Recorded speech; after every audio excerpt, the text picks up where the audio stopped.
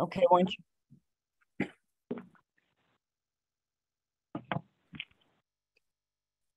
Okay, I'll go ahead and start. Good afternoon, everyone. This is the Tucson-Pima County Historical Commission Plans Review Subcommittee meeting of Thursday, October 27th, 2022, called to order at 1:02 p.m. And I'll go ahead and do roll call. Terry Majewski, me, I'm here.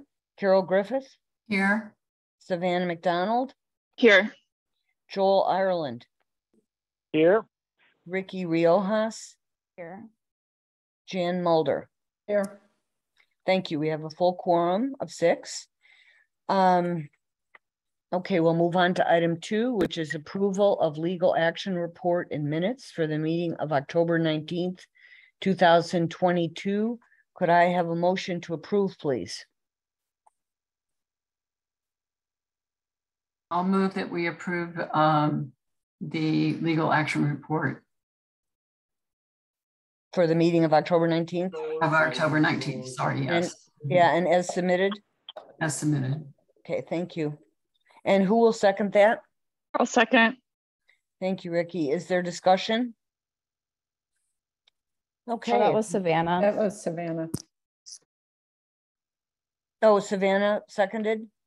Yes. Okay, I'm sorry. It was hard for me to tell. All right. Carol moved, Savannah seconded. Is there discussion? Okay, if not, I'll go ahead and call roll. Terry says aye. Carol? Aye. Savannah? Aye. Joel? Yes. Ricky? Aye. Jan? Aye. Great, thank you. Passes 6-0 unanimously. Great. Okay, now we'll begin with item 3, which is historic preservation zone review cases that we review under UDC section 5.8/TSM 9-02.0.0 historic district design guidelines and the revised Secretary of the Interior standards and guidelines. And so the only case on today's agenda under item 3 is item 3A, the capstone project at HPZ 22053 at 812 East Speedway and various other addresses, HPZ 22054 at 814 East Speedway, HPZ 22055 at 818 East Speedway, HPZ 22056 at 1052 North Euclid, HPZ 22057 at 1040 to 1050 North Euclid, and HPZ 22058 at 1036 North Euclid. This is for the relocation/demolition of 6 houses for proposed new construction. It's a full review in the West University Historic Preservation Zone, and the agenda lists that these are contributing resources. Now, Jody, I wanted to, let's go over sort of the ground rules for this case. Terry? Yes, Terry, okay. I Okay. have to recuse myself from this item, and so I'm doing so and hanging up. And will you then text me or call me when you're done? Yes, and so I have you recusing at 1:05 p.m. and thank you for that reminder, Joel. You bet. Duly noted. You'll Thank you. call me or text me. Thanks. Yes, okay. So Jody, let's talk about, we've got a number of public comments, and because these aren't posted publicly, and because there are no public comments taken verbally at the meeting, we should probably read these when they're quite lengthy. So what is your thought? This would be from item 6, but I believe we should have them up, discuss them beforehand. I'm prepared to read those, and I have drinks nearby should I get parched. So however you want that. Okay, and I can also, if you get parched, I can read some. Which one would you like to start with? I'm going to start with Miss Anita Nicole, I think her last name is Nick Dow. Sorry, I will butcher names. Okay. NICDAO. Very good. Okay. To whom it may concern, I was profoundly dismayed at the way WUSAB, West University Historic Zone Advisory Board, considered the capstone project at its September 20th, 2022 meeting. That historic advisory board was pushing a political, expressed no interest in historical preservation. The City of Tucson's website states that the job of the local historical zoning overlay advisory board is to, quote, view proposed exterior alteration to historical buildings, assist with National Register nomination for property owners that meet certain criteria, end quote. The design guidelines for the West University Neighborhood District states the following is the purpose of the standard for WUSAB. Quote, the purpose of these guides is to help property owners in the West University Zone Advisory Board, WUSAB, in determining the types of alterations, renovations, changes, and new construction that will maintain the qualities of our historic district. At the September, in quotes, at the September 20th, 2022 meeting of WUSAB, there was no discussion of the above referenced matters. Literally none, exclamation point. Various public comments and comments from the members of WUSAB discuss items such as the negative impact of students in the West University neighborhood, 2, toxins in rain runoff from other U of A projects, 3, implied language of the MGD, which is the main gate district, indicating that the bungalows at the core of Capstone's proposals were meant to stay in place where they currently exist and should not be moved under any circumstances. All capital letters, no such language appears anywhere.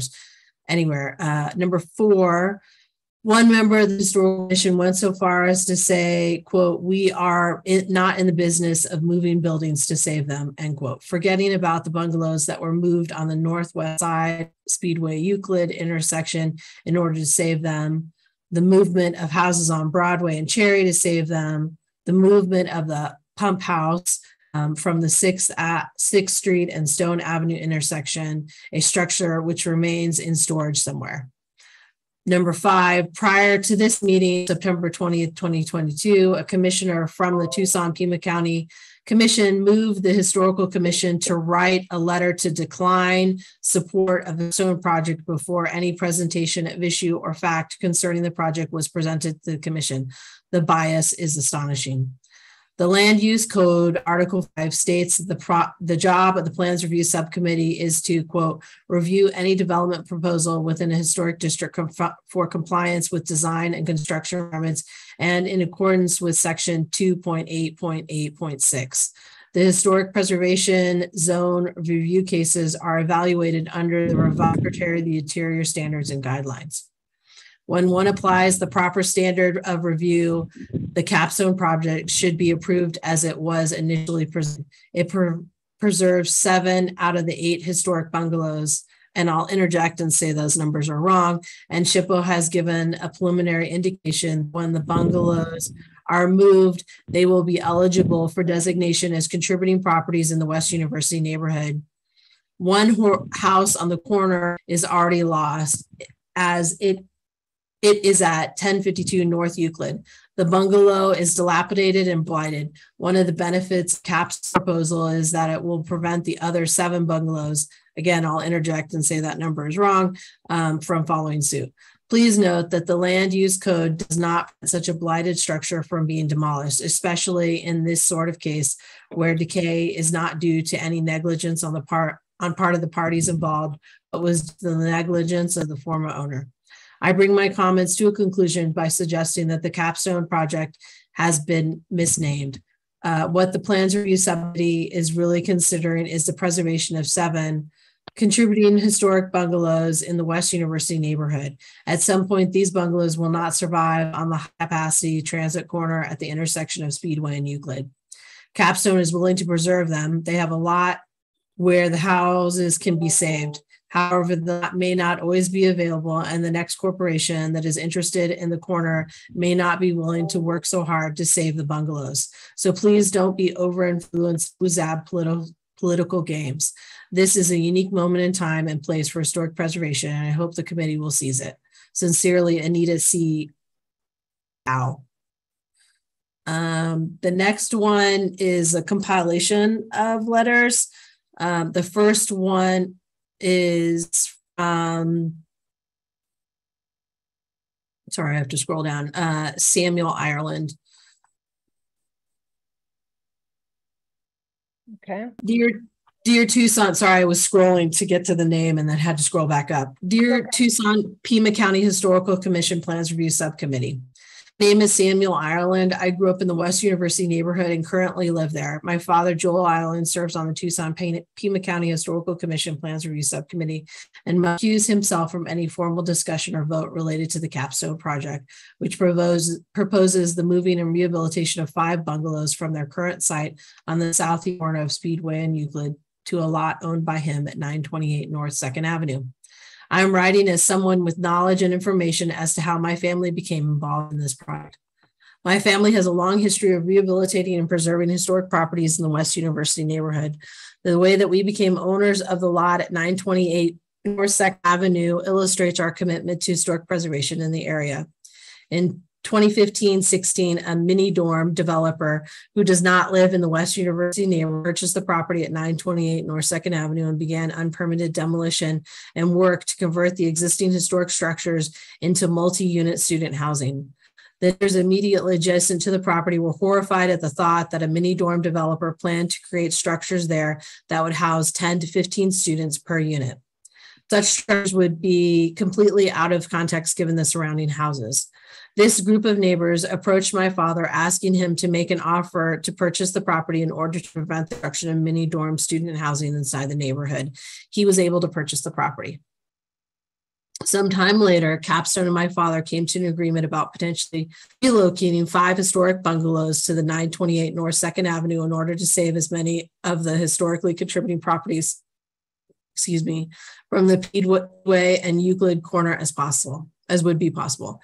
The proposal involves moving 5 bungalows onto my father's properties and preserving 2 properties as a Euclid Avenue.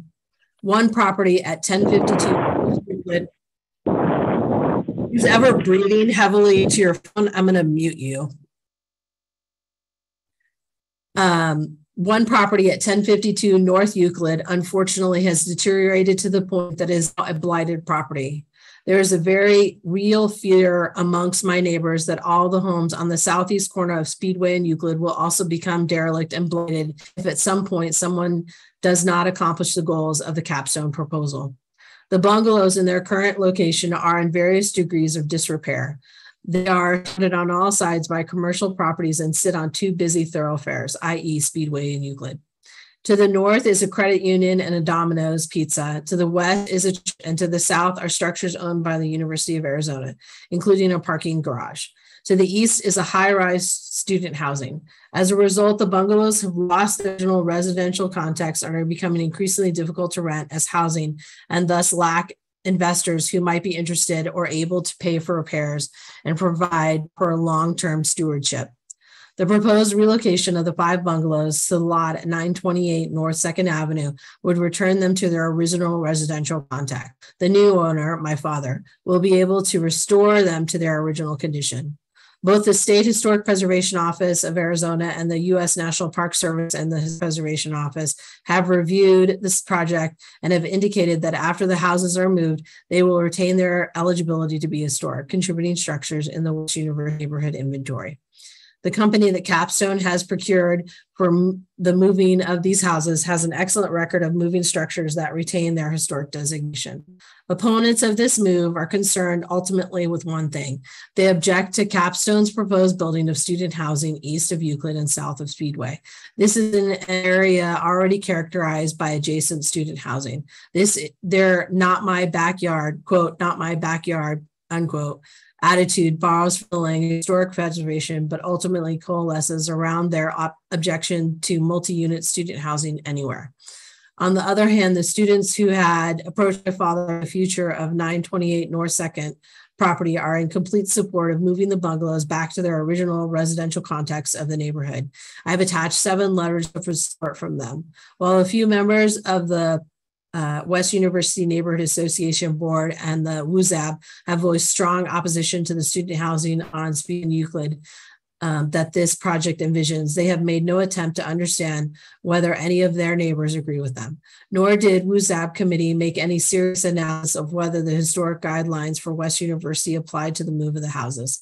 At the meeting, there was almost no discussion to determine the, quote, types of alterations, renovation changes, or new construction that would maintain the special qualities of WUNA's neighborhood historic district. End quote. The introduction to design guidelines, which was in parentheses. The majority of their considerations centered around a hypothetical benefactor who might someday arrive and see a dilapidated structure at 1052 North Euclid. Unfortunately, that structure has already been destroyed by its current owner through neglect.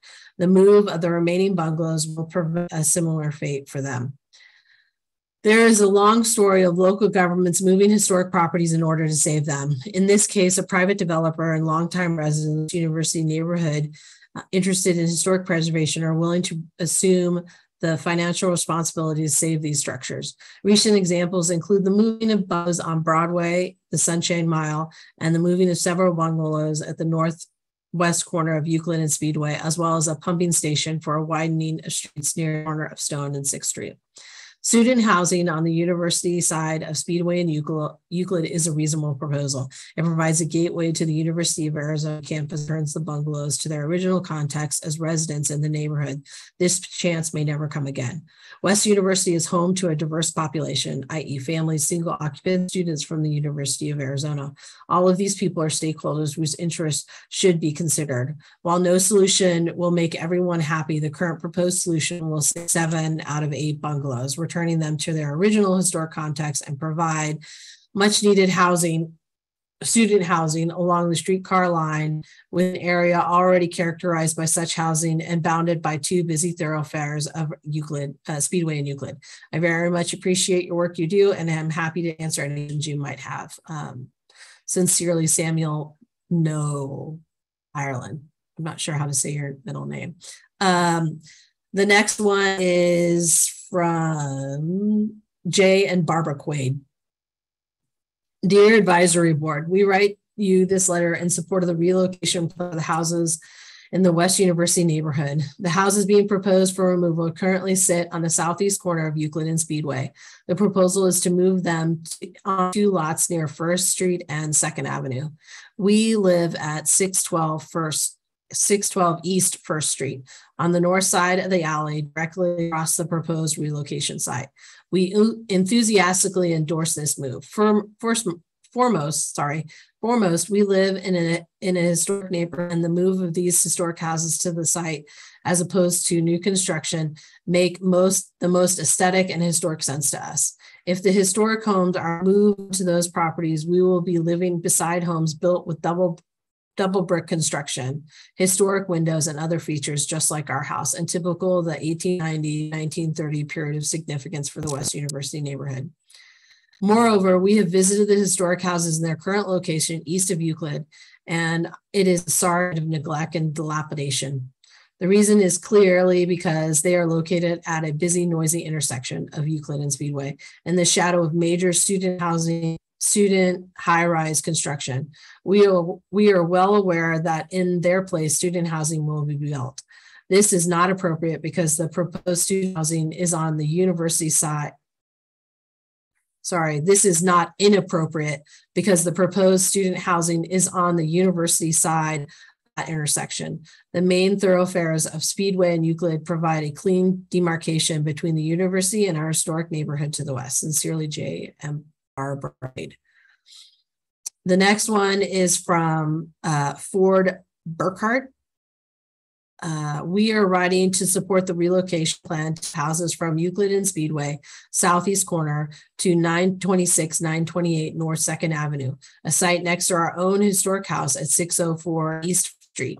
We will attach pictures and maps to show the houses at current locations and site to which they would be relocated. Just for the record, I don't recall the attachments. We moved into this house in 1946 when my father became a professor at the University of Arizona. He enjoyed being in his house, and so did his children. We think that these bungalows are worthy of preservation by being moved to our block our block of homes from the 1890 to 1930 period characterizes West University Neighborhood Association. This project will be a landmark for Tucson in preservation of more historic homes by creative projects to put in appropriate locations rather than destroy them. Please call me or my wife, Carolyn Nighthammer, if we may be of further help in moving ahead this project. Oh, it was also from her. Sorry, I should say they both signed. Carol Nightheimer and Ford Burkhart both signed that. Jody, do you want me to read one or two so you can take a breather? No, I'm doing okay. Okay, sounds good. So are you getting tired of listening to me? Not at all. Not at all. The next one is from Greg Stoner at 911 North 2nd Avenue. Relocation of bungalows from the corner of Union Speedway into the West University neighborhood to preserve them from further dilapidation. I am writing to you in support of the relocation plan for houses in the West University neighborhood. The houses being proposed for removal currently sit on the southeast corner of Euclid and Speedway. The proposal is to move them onto 2 lots near 1st Street, 2nd Avenue. Opportunities to preserve the inventory of historic homes are very rare and should be given due priority when reviewing the available options. The location, as proposed, is directly across the street to my house located at 911 North 2nd Avenue.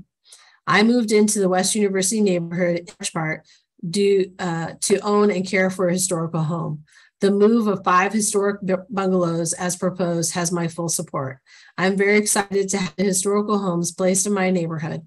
Further, I see the move of these homes as an opportunity to save them from the sort of blight that is occurring to them in their current location.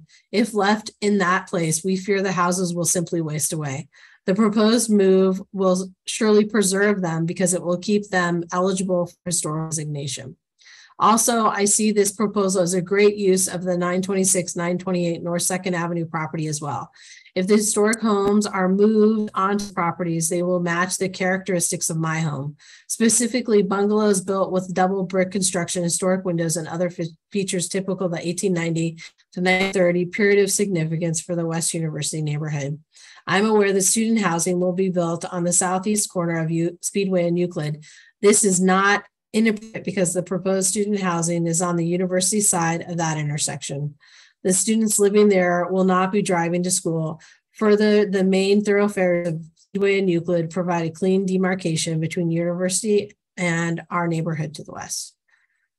The next one is from Terry Sullivan. I am writing to you in support of the relocation plan for the houses in the West University neighborhood. The houses being proposed for removal currently sit at the southeast corner of Euclid and Speedway. The proposal is to move them onto 2 lots near 1st Street and 2nd Avenue. Oh, I have to say, I'll read this, but this letter mirrors the previous one that I read. Would you like me to continue to read it? Because the other attendees, don't have a copy of this letter. I think we have to read it. Okay. Yeah. I'll keep going. The proposal is to move them onto 2 lots near 1st Street and 2nd Avenue. Opportunities to preserve the inventory of historic homes are very rare and should be given priority when reviewing the available options. The location, as proposed, is across the street from my house located at 911 North 2nd Avenue. I moved to the West University neighborhood in large part to own and care for a historical home. The move of 5 historical bungalows as proposed has my full support. would be excited to have the historical homes placed in my neighborhood. Further, I see the move of these homes as an opportunity to save them from the sort of blight that is occurring to them in their current location. If left in place, we fear the houses will simply waste away. Also, this proposal is a great use of the 926, 928 North 2nd Avenue property as well. If the historic homes are moved onto those properties, they will match the characteristics of my home, specifically bungalows built with double brick construction, historic windows, and other features typical of the 1890 to 1930 period of significance for the West University neighborhood. I'm aware that student housing will be built on the southeast corner of Speedway and Euclid. This is appropriate because the proposed student housing is on the university side of that section. The students living there will be not driving to school. Further, the main thoroughfares of Speedway and Euclid provide a clean demarcation between the university and our neighborhood to the west. Sincerely, Terry O'Sullivan. And this one is from David Diamond and Diane. Dear Mayor, City Council, members of the WUZAB Advisory Board, and members of the Historical Commission Plans Review Subcommittee. We own and live at the house at 532 East First Street. It is situated directly to the west of Joel Ireland's property at 548 East First Street. We are writing to express our full support for the relocation plan for the houses at Euclid and Speedway to Mr. Ireland's property around the corner from us at 926 and 28 North 2nd Avenue and directly next to us at 548 East First Street. We moved into the West University neighborhood in part to our love of historical homes. The move of the historic bungalows will save them from further deterioration and be a positive addition to our neighborhood. We are aware that additional student housing built by the Speedway Euclid corner from which the historic bungalows will be removed. We are fine with additional student housing on the east side of Euclid, where other high-rise student housing already exists. We can say firsthand that having students housing on this university side of Euclid has not adversely impacted us, and it's to reduce student traffic. Please feel free to reach out if you have any questions. Sincerely, David and Diane. And this one is from Kurt E. Mosley. He's an attorney. I am writing this letter in support of the region plan for the historic homes in the West University neighborhood. I'm very excited about the plan to move 5 historic bungalows to the property at 926, 928 North 2nd Avenue. Houses proposed for removal and relocation currently sit on the southwest corner of Euclid and Speedway. The proposal at hand is to move these homes to 2 lots near First Street and 2nd Avenue in the West University neighborhood. There are pictures and maps of the current location attached. The relocation of the homes near my home in the same neighborhood. I'm not aware of a map, just FYI. I have lived in the West University neighborhood since early 90s. I worked at U of A for 18 years prior to law school. And when an opportunity arose to purchase a home in the area, we were thrilled. Our home is listed on the National Historical Registry, and we were excited to have 5 more historical bungalows added to the area. Furthermore, we see the move of these homes as an opportunity to save them from the sort of blight that is occurring to them in their current location. If left in place, we fear these homes simply waste away, much like the historic property across the street from us on First Street. For years, it has been neglected and is in total disarray. The proposed move will preserve the 5 houses as it will keep them eligible for historical designation and add value to the neighborhood as a whole. Also, I see the proposal as a great use of the 926, 928 North 2nd Avenue property as well. If the historical homes are moved onto that property, we will be living beside other homes with the brick, stucco constructions, historic windows, and other fixtures that are typical of the 1890 to 1930 period. I am well aware of the student housing situation at the Bay. Building more student housing in the area of Speedway and Euclid is not appropriate. The delineation between the U of A and the West University neighborhood needs to remain. I am 100% in support of the proposed plans to move several homes to the lot on 926, 928 North 2nd Avenue, Tucson, Arizona, 85705. As a resident and property owner in the West University neighborhood, I value the need for historical preservation. The presentation of these homes on the proposed lots will be a unique way to showcase them and a welcome addition to the area of West University District. And this one, the last one in this group, is from Ann Hoffman at 530 East First Street. I am writing this letter in support of the relocation plans for houses in the West University neighborhood. There are several houses proposed for removal that currently sit on the southwest corner of Euclid and Speedway. The proposal at hand is to move these homes onto 2 lots near First Street and 2nd Avenue in the West University neighborhood. There are pictures and maps of the current location attached, which again, that's not actually the case. The relocation of these homes is near my home in the same neighborhood. I have lived in the West University neighborhood since early 1990. I am a graduate of U of A. And when an opportunity arose to purchase a home in the area, we were thrilled. Our home is listed on the National Historically Registry, and we are excited to have 5 more historical bungalows added to the area. Furthermore, we see the move of these homes as an opportunity to save from the sort of blight that is occurring to them in their current location. We fear these homes will waste away, much like the historical property across the street from us on First Street. For years, it has been neglected and is in total disarray. The proposed move will preserve the 5 houses as it will keep them eligible for historic designation, add value to the neighborhood. Also, I see the proposal as a great use of the 926, 928 North 2nd Avenue property. Suppose the historical homes are moved onto that property. In that case, we will eventually be living beside homes built with double brick stucco constructions, windows, and other typical features in the 1890 to 1930 period. I am well aware that of the student house situation at U of A. However, building more student housing on the southeast corner of Speedway and Euclid is not appropriate. A delineation between the U of A and the West University neighborhood needs to be refined. The so-called mini dorms have no place in the West University neighborhood. These types of buildings would never be allowed in Sam Hughes, and our neighborhood is no different. I am 100% supporting the proposed plans to move several homes to the lots of 626 through 628 North 2nd Avenue, Tucson 85705. As a resident of West University neighborhood, I value the need for historic preservation. So that is the last one in that group. I have more.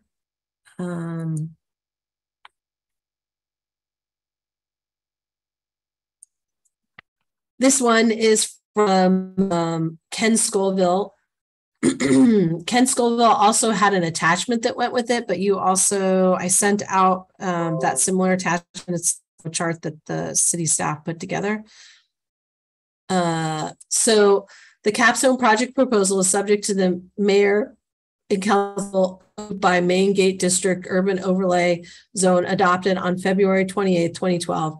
The specific portion that is applicable for the capstone project are Section A-4 Historic Preservation, Section B-2 point subs E Development Review Fees, subsection C-2A Permitted Uses, Section C-18 Historic Preservation, Section D Area 1. Important to reference historic properties map on page 4. Section B2.E, development review fees reduced by 50% C requirements. Section C-18, review all requirements. Section C-18.E, demolition to be applied for the review by plans review. And then section D, area 1 is critical for the review by plans review.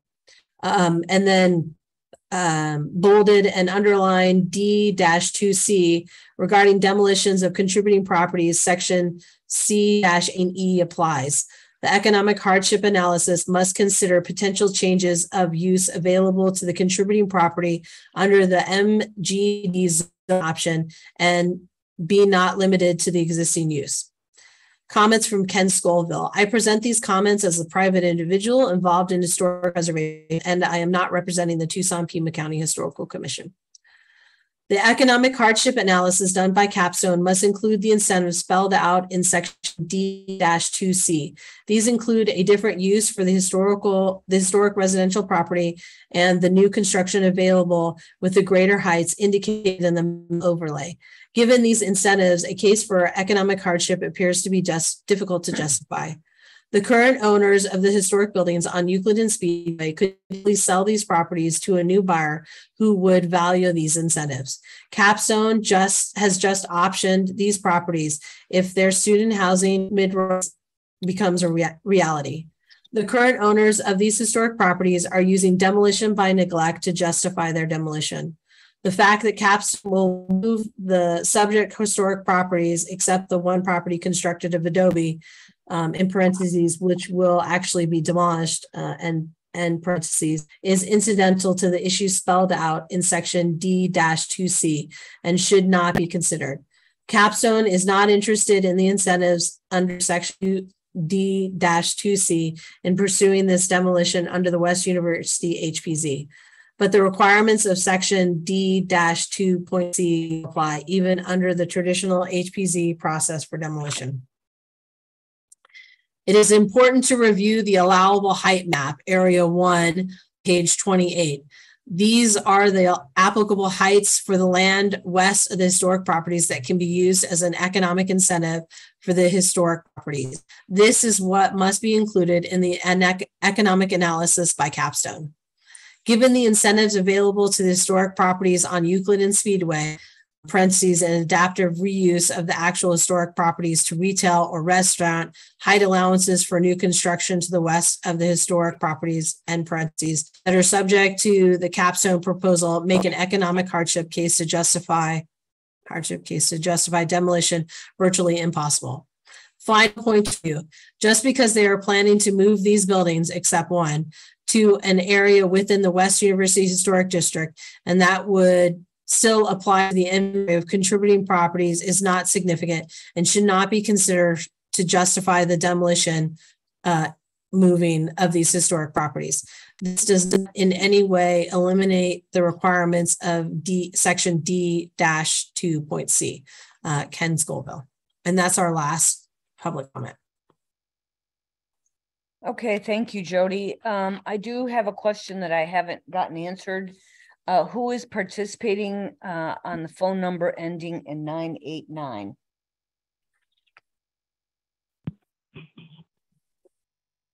With Mark the Buckingham. 26. Terry, I think that was Joe. No, he's still here. It's the 260 area code. Noel, is that It's, your move? That's Mark Buckingham with Wolf House Movers. Mark Buckingham. Wolf, how do you spell that? WOLFE. House Movers or just Wolf Movers? House Movers. Okay, are you missing anyone else? Because I didn't see any of the members of the public put anything in the chat to indicate that they were such. Ken Scoville is here. He's Ken's iPad. Right, we got him, but what about Parker Kinzer? Oh, Parker Kinzer. This is Parker. I'm with Capstone. Okay, Bert Kempfert.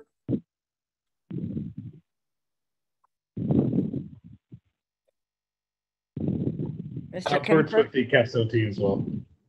Okay, what about John Ash? I'm with CBRE in Tucson. What is that? CBRE is a commercial real estate firm. Okay, then we have Roger Bavort. Are you there in your own capacity with your company? Yes, I'm here representing Capstone. Okay, who else is there? Matt Jansen? I'm architect with Anchor Moisten Architects, client of Capstone. Can you put the name of your firm in the chat, please? Will do. Thank you. And Marcellus Rusk? I'm representing Joel Ireland. Okay, I think I've got everyone. But Michael, if you're taking note of this, please let us know if we're missing anyone else. If, you know, put something in the chat for me or whatever, because this will be difficult to get everything. So, Commissioner. What was the last name of Parker? Kinzer. Kinzer, K-I-N-Z-E-R, I believe. Yeah, it's up there on the screen. Okay. Yeah. Okay, PRS members, I think we need to begin, and, you know, we are somewhat familiar with this presentation because we heard, wasn't it a courtesy review over a year ago about this? Hey, Terry, that phone number, the 260 is having a lot of background noise. Okay, could you mute at *6, sir? I will. Thank you. And then *6 to unmute. Okay. So are there any, do we want to talk about the ground rules for this meeting? We want to hear the presentation, and then we will ask questions. Commissioners, do you have any questions about or issues you'd like to raise about the public comments, questions for Jody or perhaps other city staff? Terry, go ahead. Terry, so do you want to hear the background from the the results from the West University? Yeah, go ahead with that, please. I'm sorry. There's just so much going on here with this. Go ahead. That's okay. So that was heard, the project was heard by West University twice, first in August and then in September. In September, they made a motion to deny, quote, to deny what is being proposed due to the evidence that is not being shown that it's an economic financial hardship and setting a precedent for demolition by neglect. And that was the motion for all of them. And it was approved 5-1. Okay. And then you said they met again? They met first in August and then it was continued. And then this was from the September meeting when they had the motion. From September meeting. September 20th, yeah. Okay, and we received a copy of those minutes to review. Via email, I forwarded them to you, yes. Yes, you did, yeah. So, okay, let's see what else I was going to ask you. So can I ask a question about that real quick? Yes, please. Will we be seeing the exact same presentation that they saw? No. That's for you, Noel. I apologize. I just missed that. We were checking our tech here. Sorry. One more time. Will we be seeing the exact same presentation that West University receives?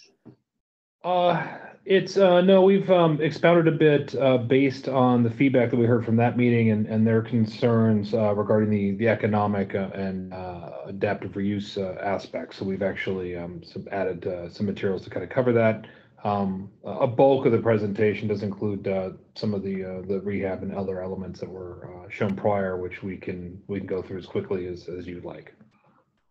This is Jan, just to follow up. When you do that, could you mention what's new material? Certainly. Thank you.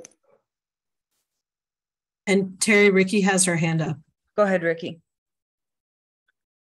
So a couple of those letters had mentioned like the property not yet being owned by Capstone. I was under the understanding that you guys did own that property already. Is that correct? Like you've already purchased the property with the houses on it? No, Ricky, for the record, no, all of the properties are under contract and none have been acquired by Capstone yet. We have been blessed with very patient sellers in this project. Okay, thank you.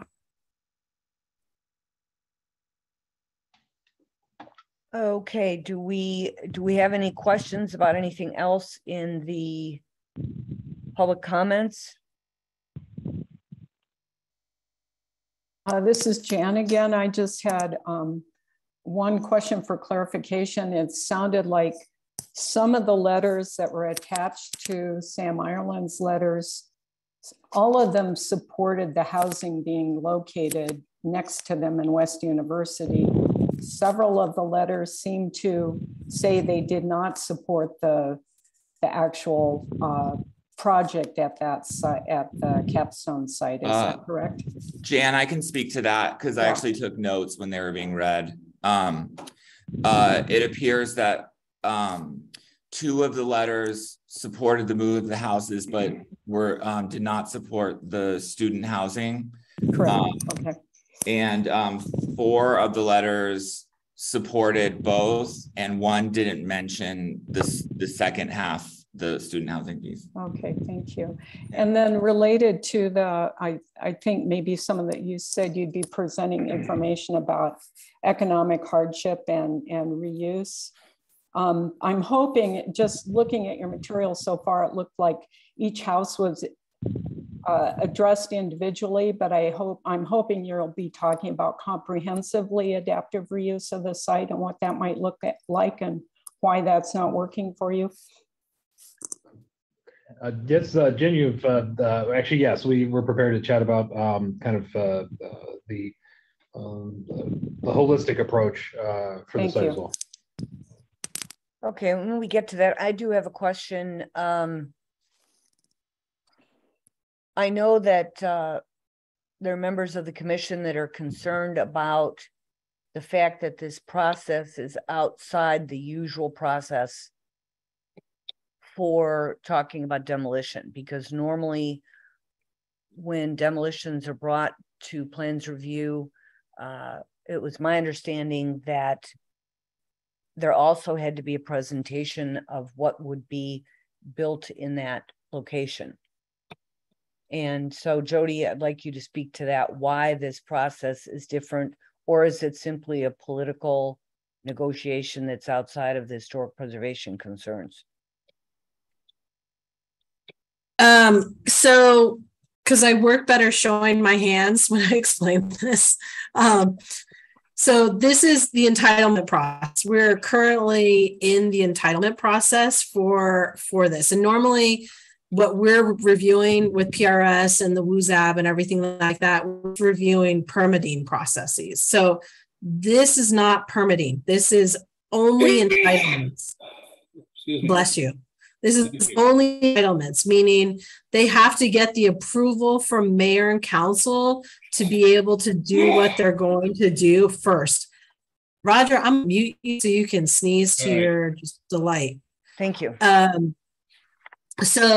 So what happens when you have entitlements is they have to go through, and they're currently going through all of the steps, and they're going through a concurrent process. So they're doing the demo request, and they're doing the request to change the main gate overlay. So they're going through those, and ultimately they're going to go to mayor and council, both of these, and we expect to have them go to mayor and council on the same day. Mayor and council will say yay or nay on those. If they say yay, that's not giving them the okay exactly yet to demo. They then have to come back and they will have to go through the permitting process. The permitting process then will give them the okay, the actual permit to do the demo. In the entitlements phase, as part of the redevelopment of that site to modify the main gate overlay, they have to give generalities of what's going to be built on the site. So they're giving you their heights, their general locations. It behooves them to give more information, but they're giving you the heights and the general locations of what they're going to put in. And then once that's approved, because really that's what they're trying to get approved is the heights, then when they go through the permitting process, and they'll come back to you for the permitting process because these sites will still be within the HPZ, then they're going to give you specifics of like, these are the types of windows, and these are the types of exterior materials and everything. But their sites that they're allowed and then their general locations is already going to be approved through the entitlements process. Does that make sense? And Jan has a question. Yeah, let me finish, Jan, before I call on you. So basically this is different than if someone was just, because they're doing this through this entitlement process with concurrent processes. So basically we could say in a motion that understanding that the design for replacement of these demolished properties is not fully done yet and pending mayor and council, so is this just, are we hearing this simply to bolster their case? No, they're historic preservation zone, so you have to hear this. You're part of the review process. But it's different because it's entitlement. It's entitlements. And I'll also add that the other part of the permitting aspect, so not only will you see the new construction as part of the permitting aspect, which is essentially phase 2, you will also see the particulars of the rehab of the historic homes as they're located in their new place. But later on, we'll hear that in the next phase. Yes, in the second phase, because that's all part of the permitting process. Right now, they're just trying to get permission to be able to do what they want to do. And then once they get the permission, then they have to come back and do the permitting. I'm sorry. Ahead.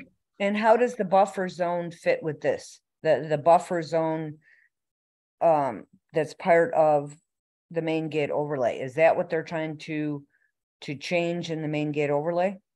So there's no, as I understand it, in the main gate overlay, there's no like buffer zone overlay. There is mention of that, I believe, but that's part of what they're doing. They're trying to change the overlay, which is part of the entitlement section.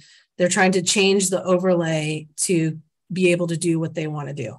Greater heights, basically. I'm sorry, you cut out. Greater heights. Yes. Yes. Okay. Jan, go ahead.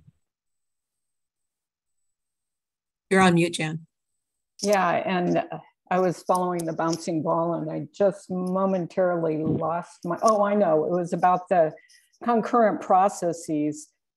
I'll admit I haven't been following the other process as closely, but it seems like it's kind of lagging behind us. There's been mention of public meetings and neighborhood meetings. They were mentioned by West University and others. Have those happened in these parallel processes? That would be, I think that they have done a neighborhood meeting, but I'll let Noel address that. Great, thank you, Jody. We have been doing some community work independent of the process. So we've been meeting with the neighborhood association as well as doing some door-to-door work. Again, we kind of started this process off. As we get, and I think Jody, you did a great job summarizing, and I know this process is a little unusual because of normally you see, it's one site with one house and somebody has one project they want to do.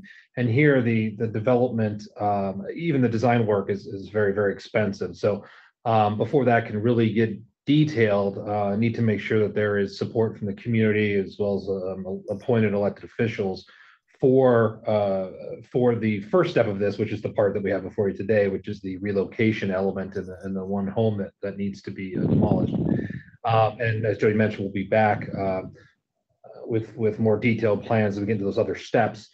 As part of that process, there's a more formal public engagement component that's required by the zoning code. So we'll be actually right behind this process here. As Jody mentioned, the objective is to have this consideration on the historic assets, as well as the text amendment proposal itself on concurrently heard by the council. So we'll be starting that text amendment process next. And that's when we'll start the formal engagement with the community meetings, et cetera, and then the hearing officer, and then eventually the hearing before the council, if that makes any sense. So that might explain the segmenting that you're doing between these two, might explain why we've heard from people next to the Ireland project, but not people next to your redevelopment.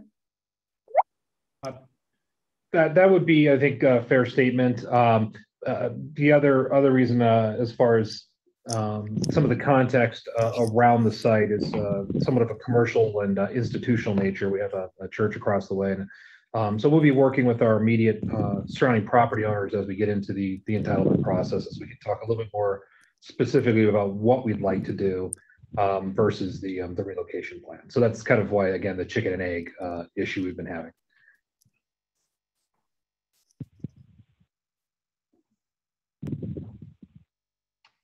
Thank you. Ricky, go ahead. So were the other hubs that were being built, because I know last time we had talked about like that gradient downwards to where that Speedway Euclid is now, those other high rises that are there, were those also exempt from the overlay, or is this the first time they're trying to do that? Like, is there a precedent there for overruling that overlay or modifying it? So my understanding, Ricky, is there's kind of two elements. There's the neighborhood plan, that contemplated some transitional heights. And I have a slide later in the presentation that kind of explains that. And I think from an overlay perspective, and Jody, correct me if I'm wrong, I believe the historic preservation zoning boundary ends at the alleyway, if I remember correctly. So the stuff to the stuff to the east of us, the high rises weren't subject to that type of review. Okay, thank you. Okay, commissioners, any other questions before we start with the succinct presentation? This is Carol, and I can't find my hand raising thing on here, so I'm just going to speak up. But I just wanted some clarification for the record of the number of houses that we are talking about. There were 6 and 7 mentioned, and 5 and 6, and I think it's because one of those is a duplex, I believe. But I just wanted to clarify the number of properties we're talking about to be moved. I know there's one to be demolished, and that is at 1052 North Euclid, if I'm correct. Correct. So there are 6 houses total, 5 of which are being proposed for relocation. And then the one, like you said, 1052 is being proposed for demolition.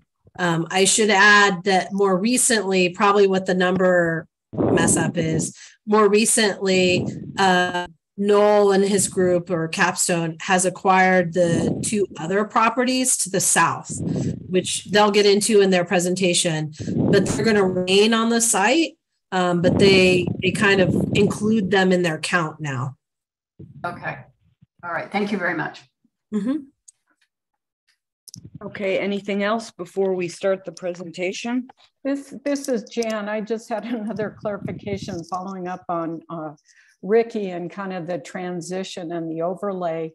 My understanding, and granted it's limited, but wasn't part of the idea when they established the overlay, they built it out and those houses were left as a transition or buffer, although they're not officially identified as such, but that's why the main gate area stops where it does. That was to provide some room between the rest of the historic district and the student housing. Are you asking that? Are you making that? That's my understanding from the various materials I've been going through, but I just, you know, Ricky had a question about the overlay and where it stopped and were those other houses in it. And I think it was kind of defined and then they built to it. Isn't that kind of what happened, or they asked for that? They did build to it. That, I mean, and that's part of the reason that they are requesting modification to the overlay, the main gate overlay. It should also be noted that there is a neighborhood plan for West University, which is actually kind of contradictory to the main gate overlay language. And the West University neighborhood plan, as I understand it, actually allows for greater height and density on those lots than the main gate overlay does. Okay. Okay, but that's not what they're looking at, right? They're looking at changing main gate overlay, not trying to build to what the neighborhood plan would allow. Yeah, they are looking to modify the main gate overlay. Okay. Okay. Noel, are you trying to raise your hand? Yeah, I was just gonna, and I understand the confusion because it's there's a little bit of a disconnect. The neighborhood plan contemplated more height and density. The actual adopted overlay ended up not including that height and density and leaving the homes there. The proposal, and we'll talk about it again a little bit more, but the proposal here, the direction to our design team was to respect the neighborhood plan. So we are consistent with the neighborhood plan as to what it envisioned. That's more than what the entitlements allow today. So that's why we have to make that change. But so again, it's not consistent with the adopted code, but it is consistent with the plan that was supposed to influence the code, but there was a disconnect when it was adopted for whatever reason. Again, I wasn't there. So that I just want to make sure that's clear.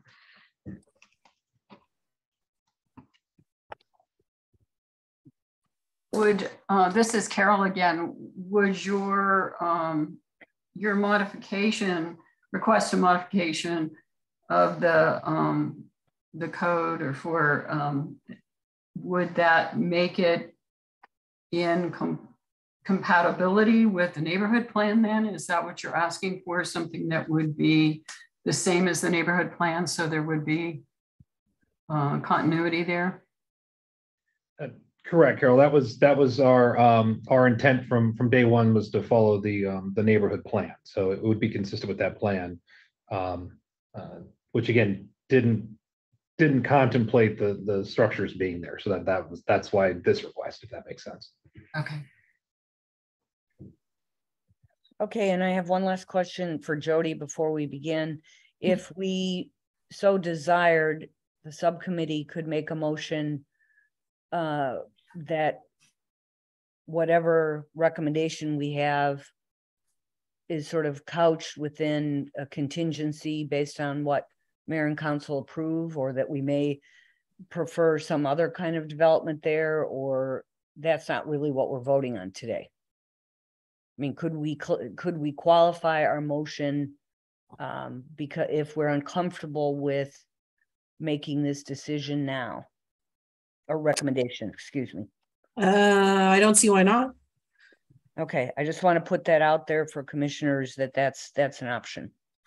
So, okay, I think we should go ahead with the presentation, and we will, you know, we will do questions and explanations. You know, we'd like to just hear the presentation and focus on that, and not a lot of elaboration from other folks unless we ask about it. Does that seem reasonable, commissioners? Yes. Okay. Go ahead.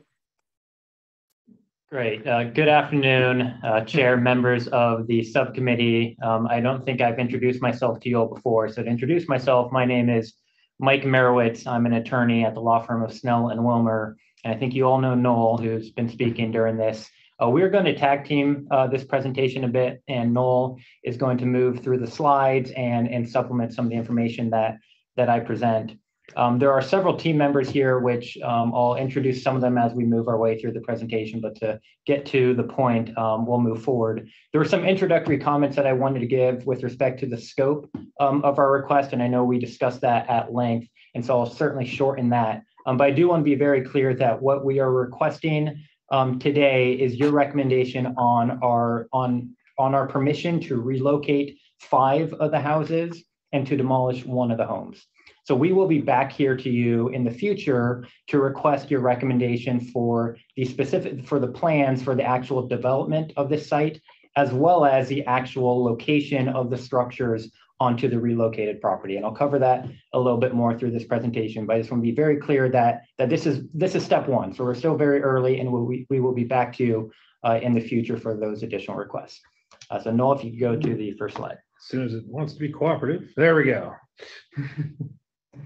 Perfect. Okay, so I think we all know where the site is at the southeast corner of East Speedway Boulevard and North Euclid Avenue, and it's highlighted there. This shot, I think, is a good idea of the context of the area, which we've discussed. And you can see directly to the east of us, you have sort of the high-rise student housing, and then you have this property, and to the west, you also have a little bit of a transition going on as well across from Euclid Avenue. You have more of a sort of institutional building with a church there that's a little bit more of a commercial building. And then as you move further west of that or south, that's where you reach the residences. And so this particular site is in sort of a odd middle ground where it sort of sits in between that transition area.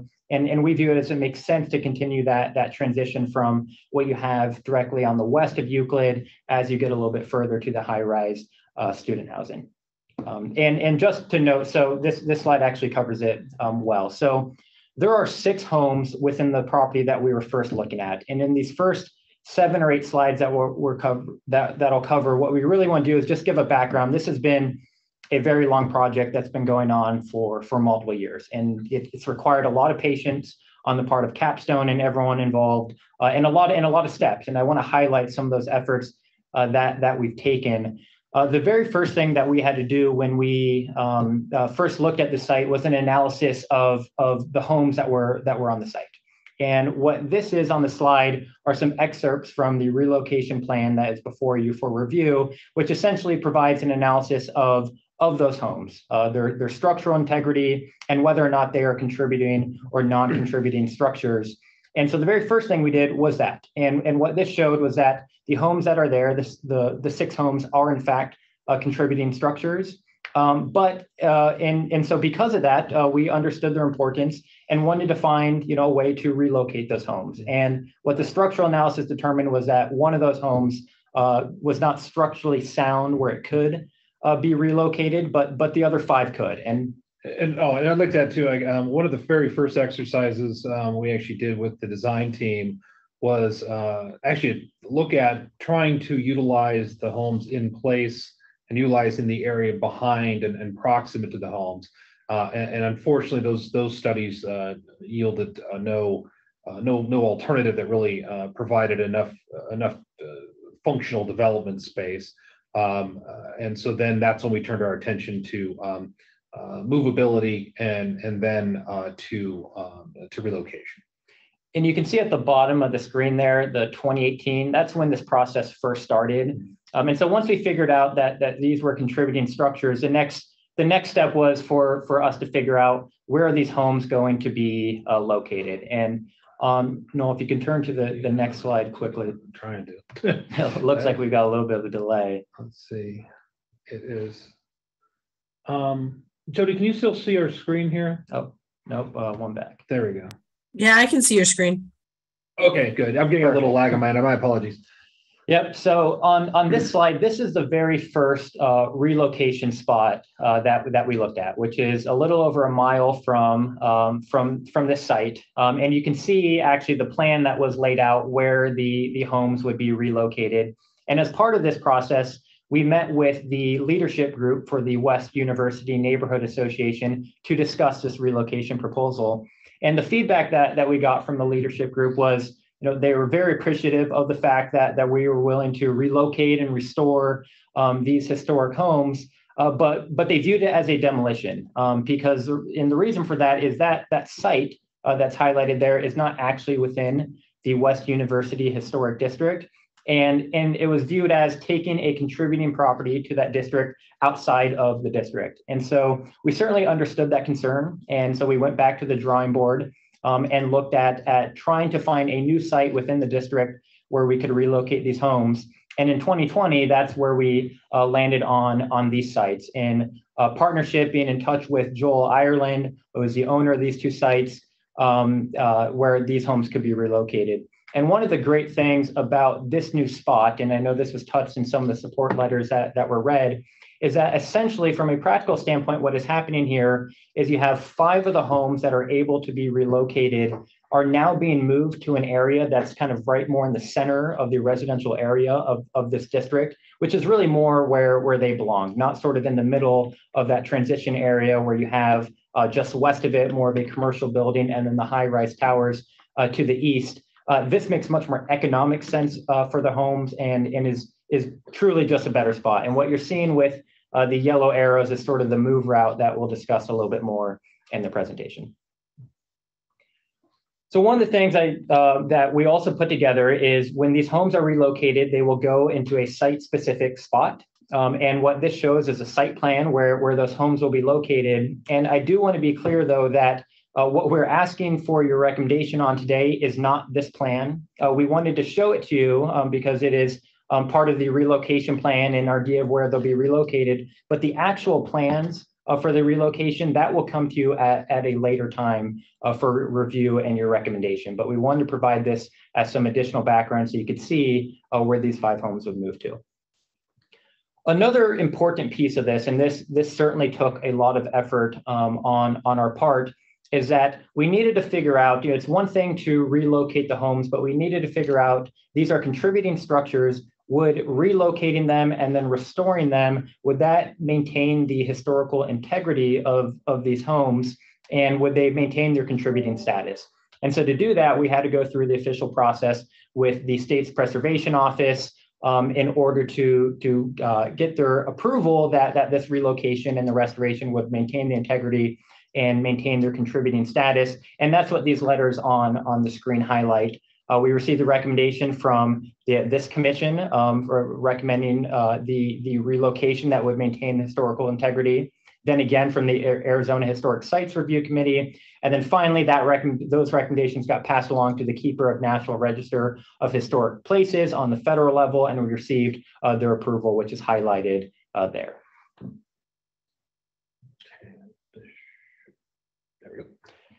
Another thing that was a very big component, and I know that Noel had touched on this briefly, was throughout this process, we've done lots of outreach. And you can see on this slide all the different, I believe this outlines, I'm going to have Noel correct me if I'm wrong, but I believe this outlines the community support. Yes, these will be support letters or support, verbal support from those doors that we knocked on. And this gives you kind of an idea of how much extensive those efforts were.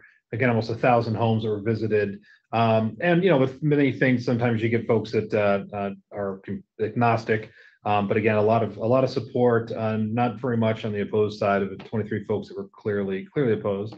But again, this gives you an idea of kind of how that scales out. And a petition of support is actually assigned a letter of support from a home. And again, this canvassing was a while back.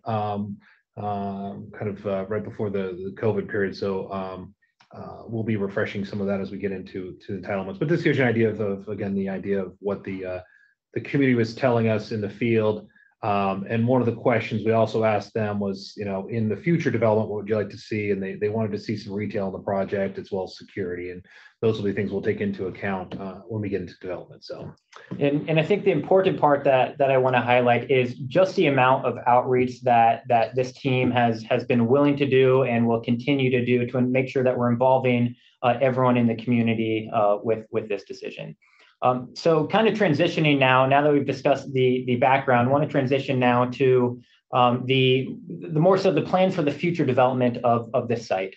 And I know we noted in the beginning that is not what is before you for recommendation today, but we do want to provide some background, which I don't think we provided earlier, as to what it is that this future development might look like and what it is that we're trying to do.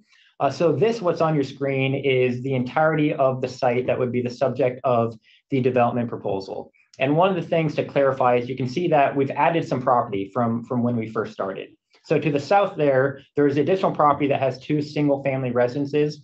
These have now been incorporated into the project site area after the fact. And the reason for that is that these were not on the market when we were first looking at this property. They have now come onto market. And another thing that we want to note is these 2 homes are actually being preserved. And we'll cover a little bit later the decision behind why those homes are going to be preserved there.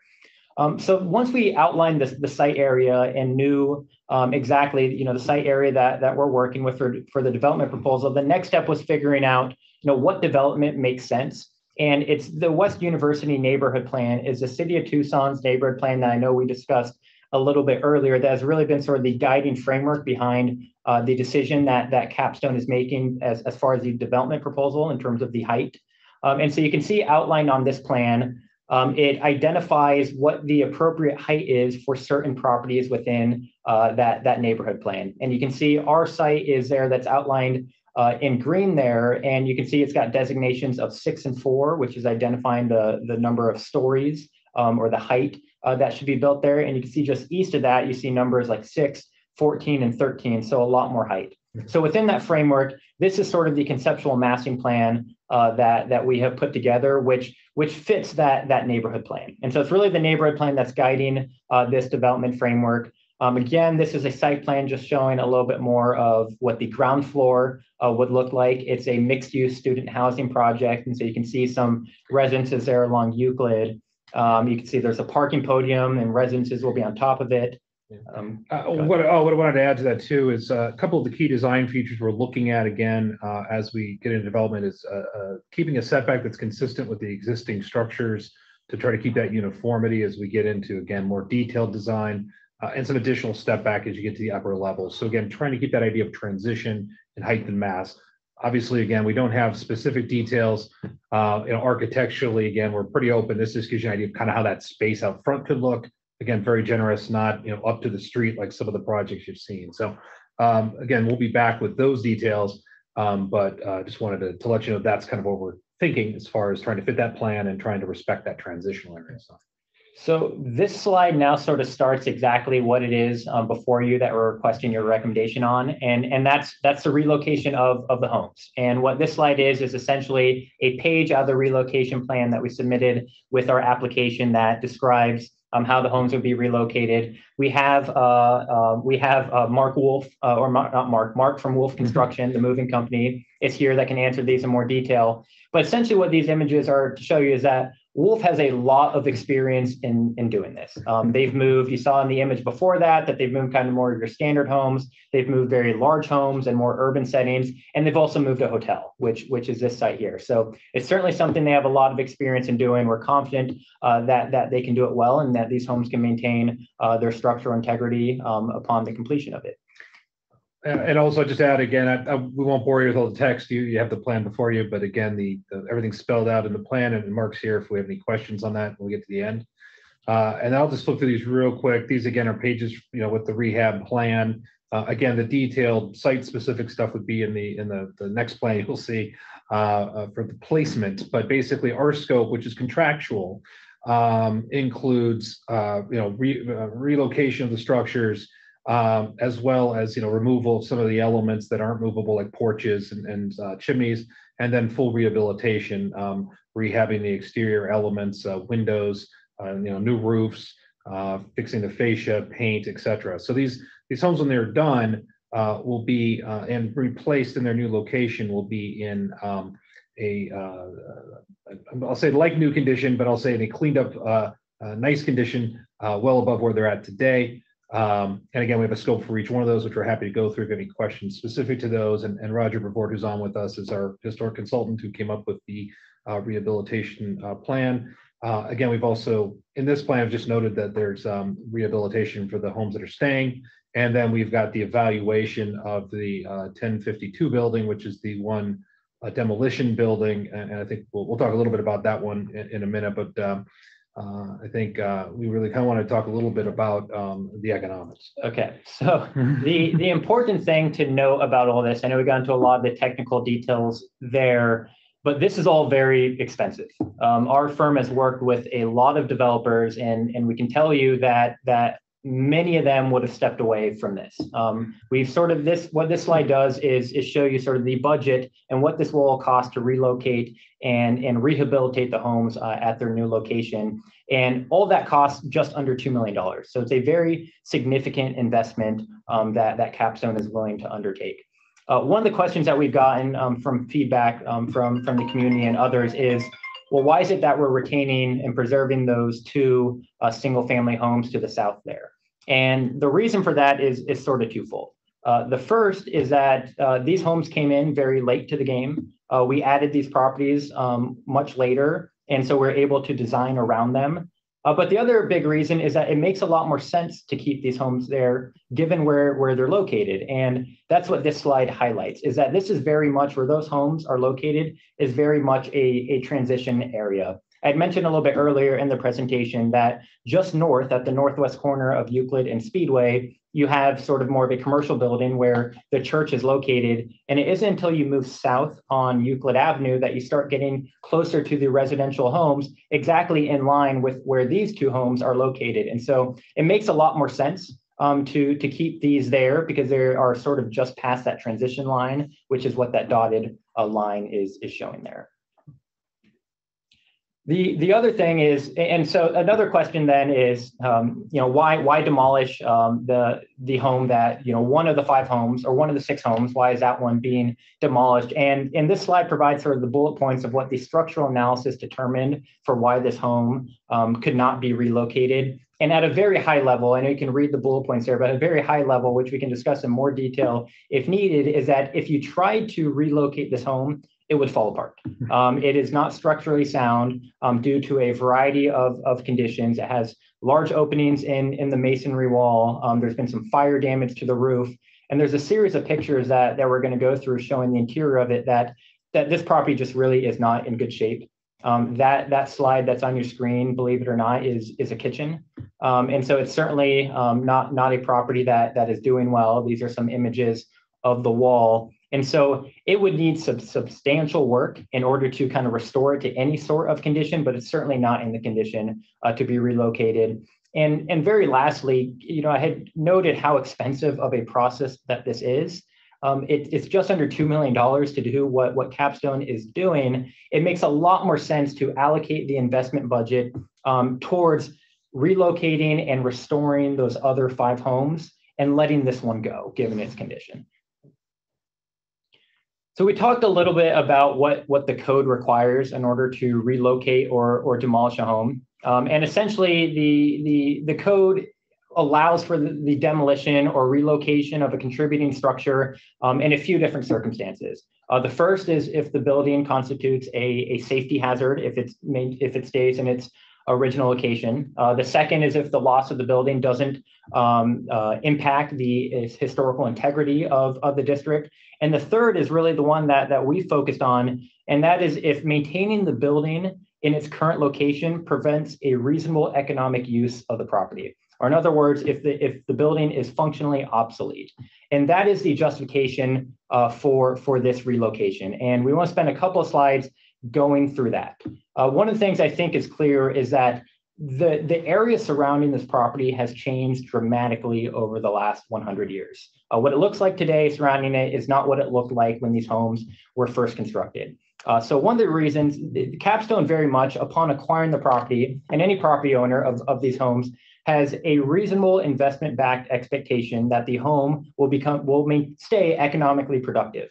And given the condition of the homes and the context of the homes, they cannot be economically productive for several reasons. The first is the noise pollution that these homes face. Speedway and Euclid have widened tremendously over the last 100 years and now experience a tremendous amount of traffic, which is no longer conducive to having a single family home right adjacent to those streets. The second is the disrepair of all the homes that are around it. I think as everyone knows that the value of your home, if you think of your own home, is often based off of home comparisons of other homes that are around you. And in this neighborhood, what's adjacent to these homes is not great. All of those adjacent homes are not in a good state of repair, even though some of them are structurally sound enough to be relocated. They're not in good condition. And so that significantly devalues these homes.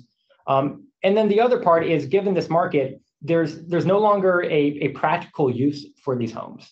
So in this market, these types of homes, as is consistent with the other homes that are nearby it, what the economic use is that they are rented to students at the U of A, and these homes are not built for that. They were built 100 years ago and were intended for a family, and they look a lot more like a traditional bungalow style of home. And that's not what's conducive to a student home. Which often needs larger rooms, more bathrooms. And so this slide just lists sort of, all the items that make it functionally obsolete, in addition to the items we covered earlier. The design just simply doesn't work. Student homes now typically don't just feature one bathroom and multiple rooms, which some of these homes have. You need a little bit more of a bathroom to room ratio. The access for the property no longer makes sense. You have far too much traffic, which I covered earlier. There's not room for a driveway to enter these properties, so there's really not much access. And then also we'll cover a little bit later in actual cover very shortly is this is a very odd lot with an odd parcelization that we'll cover. Another thing that's very important is we've done an analysis that we wanted to highlight, and we have John Ash, who is here from CBRE, who can answer kind of more specific questions about this. But we wanted to show you sort of what are the economics if you were to attempt to rehabilitate these homes and keep them in the location that they are now.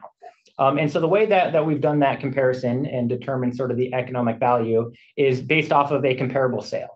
And so there's one of the 2 homes that are being preserved is listed here, 1030 North Euclid Avenue. And that was sold in 2021. You can see the price there in the 4th column for $325,000, which results in a price per square feet of $222. And so that's the number that we're using to sort of determine what is the as-is value of these homes. And so Noel, if you could turn to the next slide. So you can see here listing the 6 homes that are on the properties. So the 5 being relocated and the 1 that's being demolished. The as-is value is anywhere from just under $200,000 to about $350,000. And then you have that duplex one that's really like 2 homes, and that one would be $800,000. If, and this is important, if you're basing it off of that comparable sale of $222 per square feet. Of course, if you were to maintain the homes there, you would need to put a lot of work into the home. And so what the 5th column there shows is the amount of maintenance that you would need to put into the home over time and what that would cost. And you can see that number is incredibly large and would ultimately lead to a total of investment that you can see in the second to last column of anywhere between just over $600,000 to $1.6 million, which would cost a lot.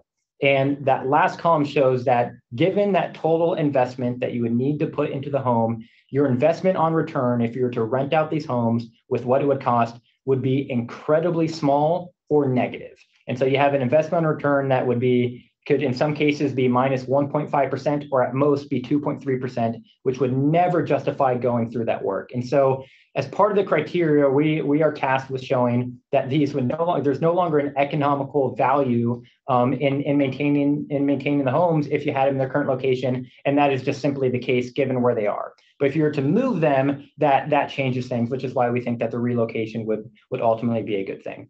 I think we just have 2 last slides left. And we want to quickly cover this case study, which is a little bit more of an example, and it's something that we heard from the neighborhood.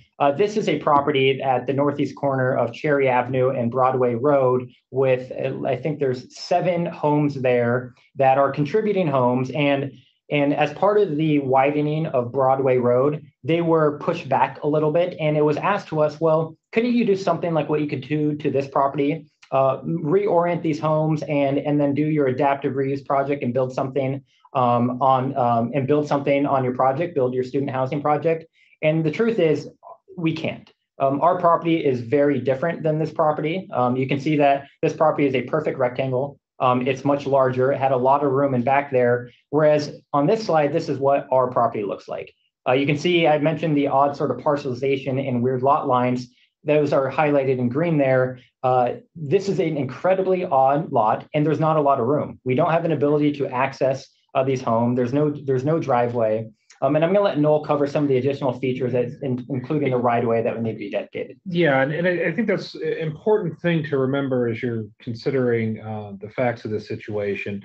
And again, one of the key ones with the one that we just showed you is single ownership. Now, in this case, Capstone has these parcels under contract. Again, we don't own them. But there's are a number of different owners, so it's an assemblage. If Capstone was to terminate the contract and go on to other things, these individual owners would be, back on their own again. Now, I suppose they could get together and try to put together a concept, but given the fact that it's individual owners, we have to look at it from that standpoint.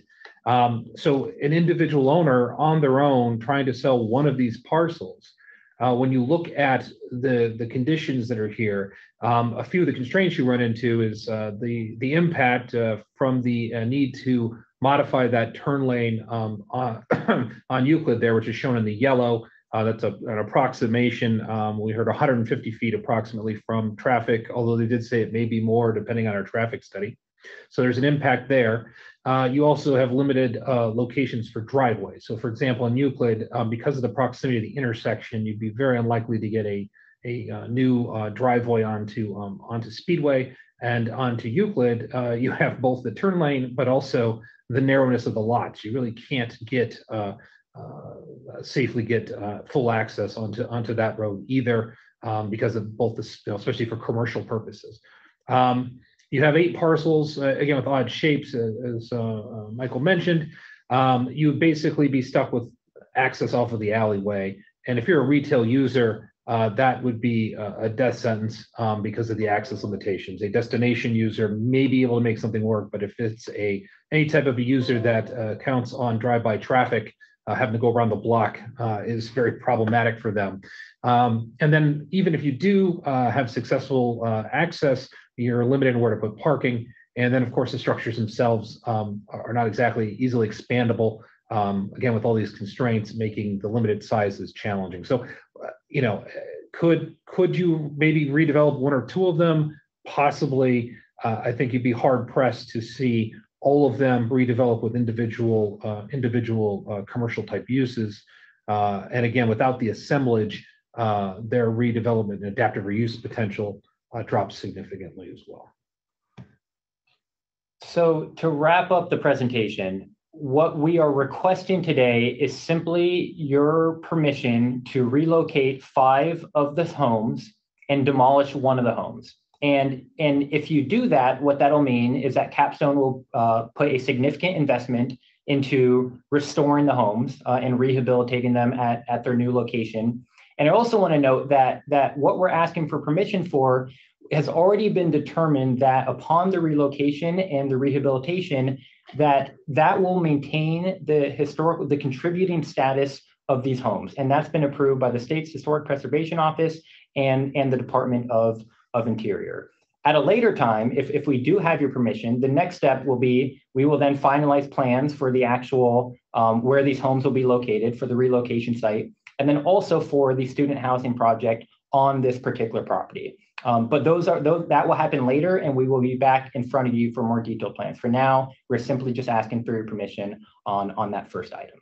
So with that, we respectfully request your recommendation of approval, and the whole team is here and available to answer any questions you have. Okay, thank you. And before we go on to questions, I just want to ask Jody, so this is part of the entitlement process. So in essence, would we be asked in the future to approve this demolition? And I want to clarify that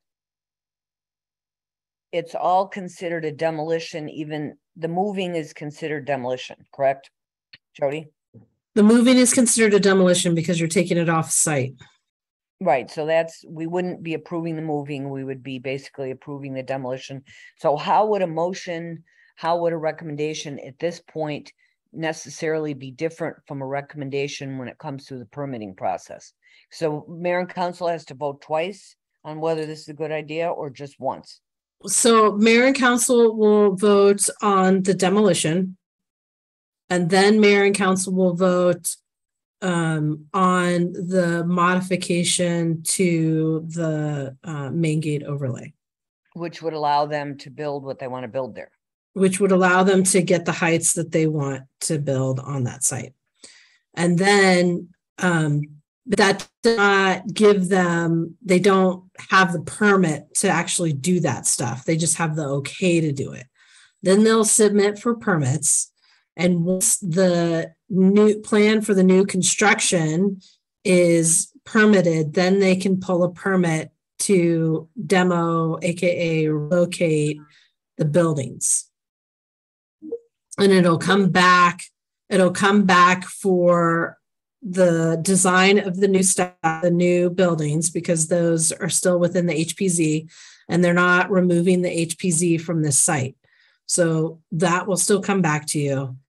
And then the rehab of the buildings when they get to their new parcels on 1st and 2nd will also come back to you. So you'll look at that point, will windows need to be replaced or will they be repaired? And, what is the new foundations going to look like when they put them in their new spots, all that stuff. That's the stuff that you'll look at.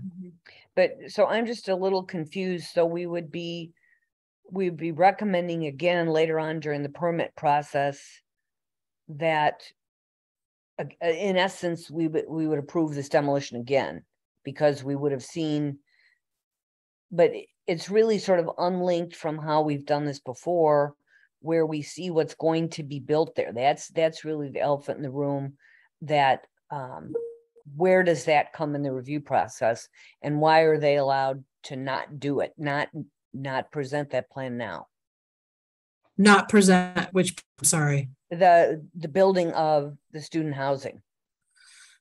Because it behooves it in the West University meeting actually, and they kind of showed it a little bit here. They gave you information on the heights that they're looking to achieve. They had that discussion of the heights that they're to achieve, because really it's more about their massing and the scale, which is why they're proposing to modify the main gate overlay that they're getting approval on.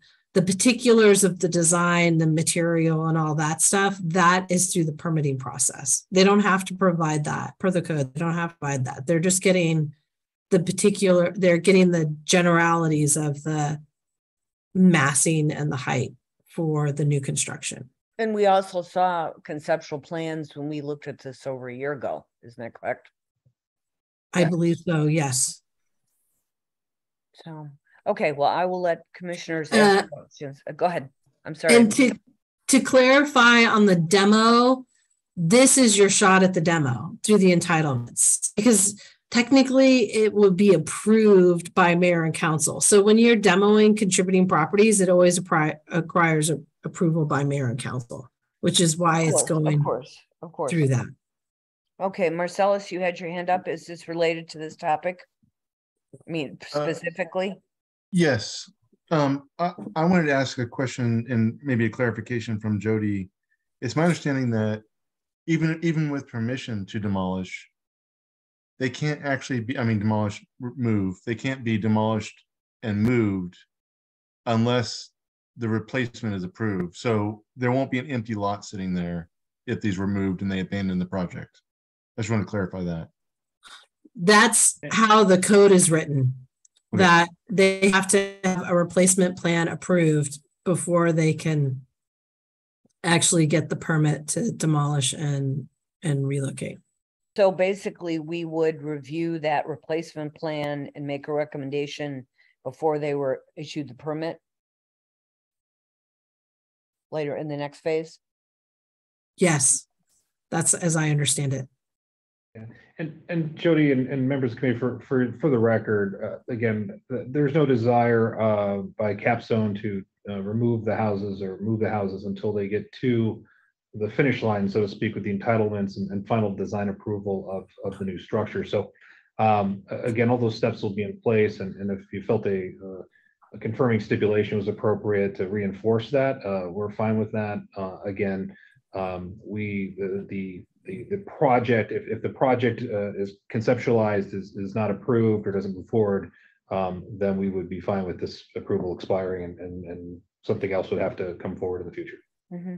But we're not making a recommendation or putting forth an opinion on whether we think a high-rise structure is appropriate in this area by doing this. I mean, basically, we're just, so plans review subcommittee members, I'm just feeling that, in the past when we've heard economic hardship arguments, to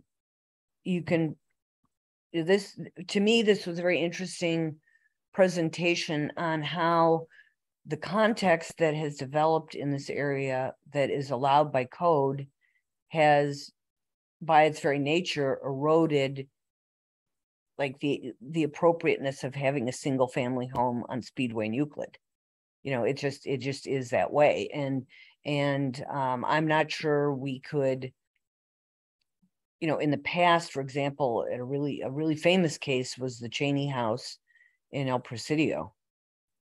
And, where the woman pled economic hardship, and we flat out said, you've let this thing go to the dogs, and we denied it. And then someone stepped up and rehabilitated the home. Now that was right inside, next to other historic homes, contributing properties.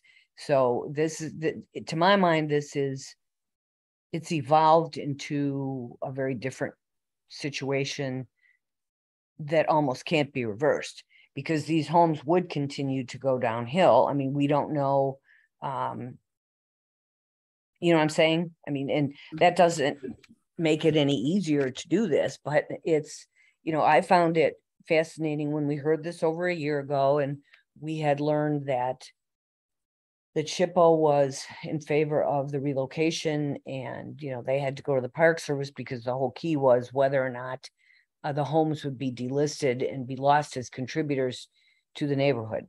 And that's basically the National Register district, correct? And by default, the historic preservation zone, that they would still have their integrity, correct, Jody? To be clear, I don't know. I would say that SHPO was in favor of the proposal. There have been, their comment was that they would still maintain their contributing status if relocated. And there's been a number of times all over the country where houses have been relocated. And if they maintain a certain parameters, then they are still contributing resources. So the question was more of, would maintain their contributing status if relocated? Yeah, and we've heard I'm parsing hairs, but does that make sense? Yeah, but they will be, we've heard that they will be part of this whole deal, is that they will be rehabilitated. We will see those plans that qualified historic architects will be putting together, and those will ostensibly be reviewed by you and by SHPO and by Plans Review.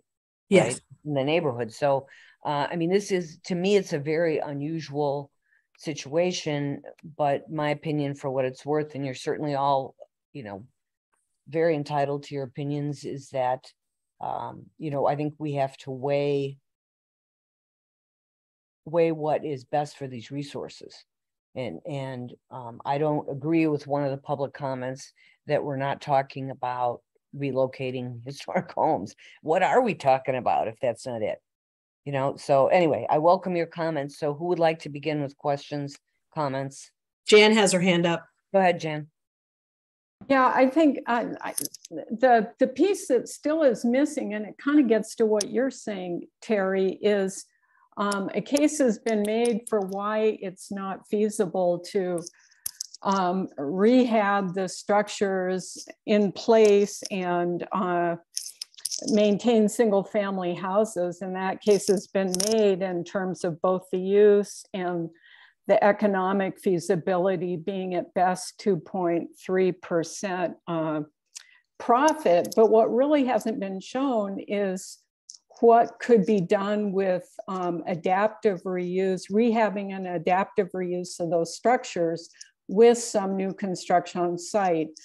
Someone did comment that you looked at that and dismissed it as not being feasible, but that's got to fall somewhere in between what you're proposing and the individual projects. And while it might not provide the profit margin that your current proposal does, it seems like that would be a feasible redevelopment of the site that needs to be considered. And the other part of that, especially with the two additional houses you've purchased or you have an option on to the south, the fact that you've stated several times that the adobe structure can't be moved, but you haven't really said whether it can be rehabbed on site. And again, whether you could develop around it and incorporate, I'm not talking about gobbling it up like they did at Placida, but providing some space and having some transition and having those bungalows then transition to the existing development and be better sited themselves. It just seems like you may have done the analysis on your own, but that hasn't been really presented to us and laid out.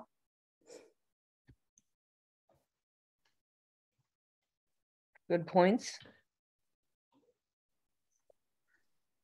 This is Carol. And again, I'm sorry, because I don't see an option here to raise my hand, but I want to speak in favor of this project. They are going to be rehabilitating and relocating 5 contributing structures into an area where their survivability as intact structures is going to be much higher than it's going to be at this location. And I think Terry really hit the nail on the head when she talked about the way that the zoning has been done and the code with the city, that this particular lot, being where it is, in the location that it's in the context that it's in, is never going, it's going to be developed, and it's going to be developed at a very high cost. And it is not going to support single family housing, or even, I think, in my opinion, any kind of adaptive reuse of these buildings in that location, simply because of where that location is and what is around it.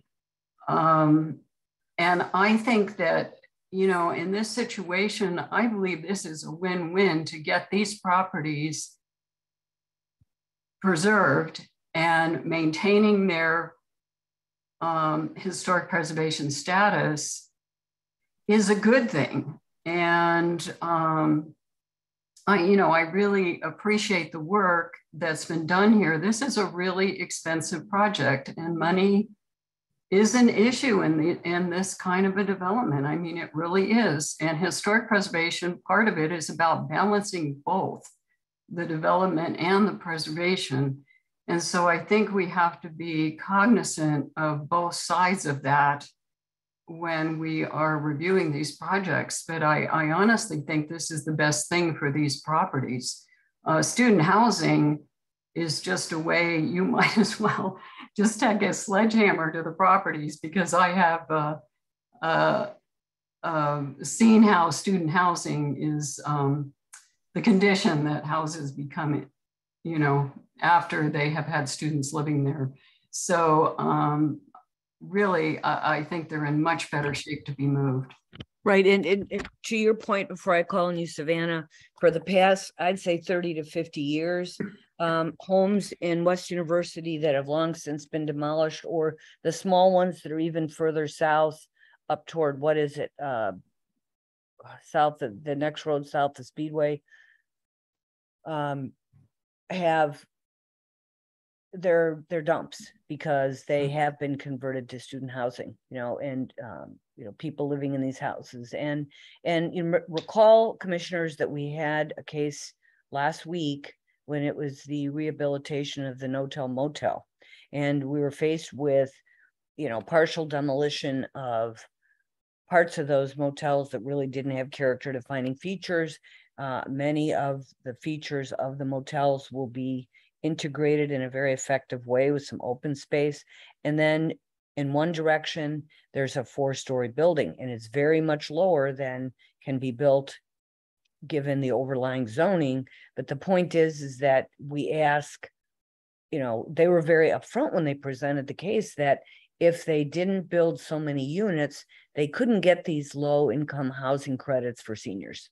You know, so this is again one of those things where we try to say and remain pure and not talk about economics, but these areas will be developed. How can we best preserve historic properties and make wise decisions and recommendations? That's, you know, I'm not trying to tell you what to recommend. I'm just, you know, this is a very difficult sell. You know, it's very difficult, but it's, I think, like Carol says, it's inevitable, and it's what would happen to these properties if they were left there? Nothing. And there's so many owners, and you know, and there's not many entities like Capstone that have the capital to do this. And yeah, does that make sense? Anyway, go ahead, Savannah.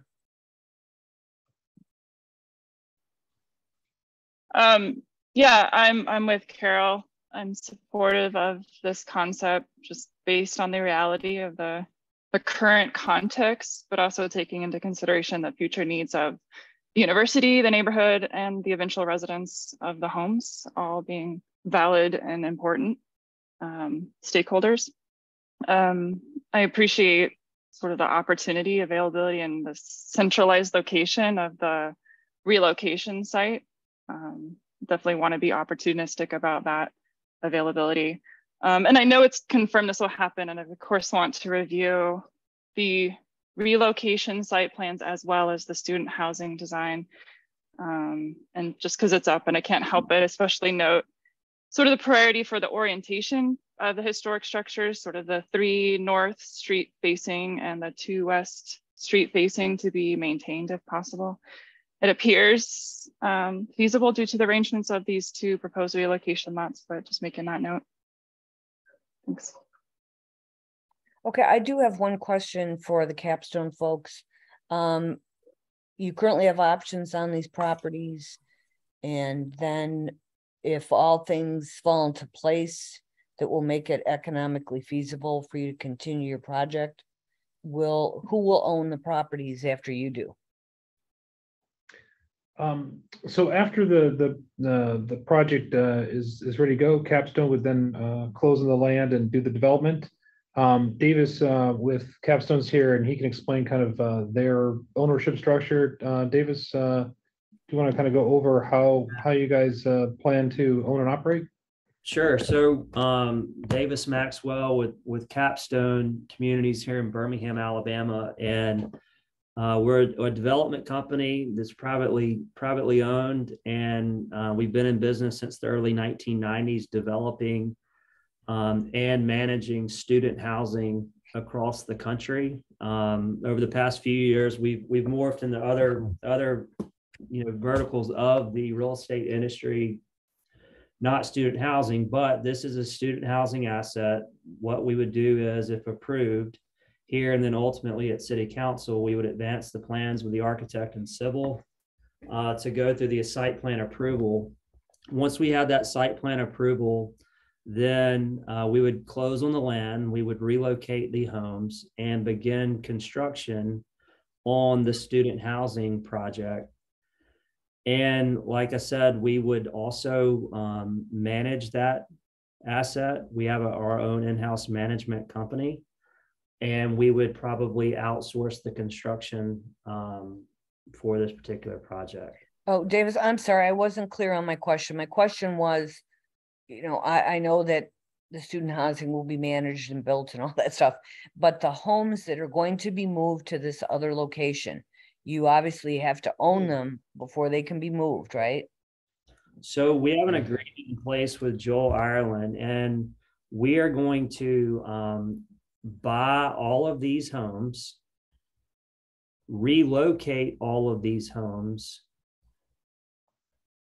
and Joe Ireland will take possession of these homes and become the new owner of these homes, since he is the owner of both of these lots. But Capstone will pay for the rehabilitation, the moving and the rehabilitation to bring them up to snuff, correct? Is that what I was hearing?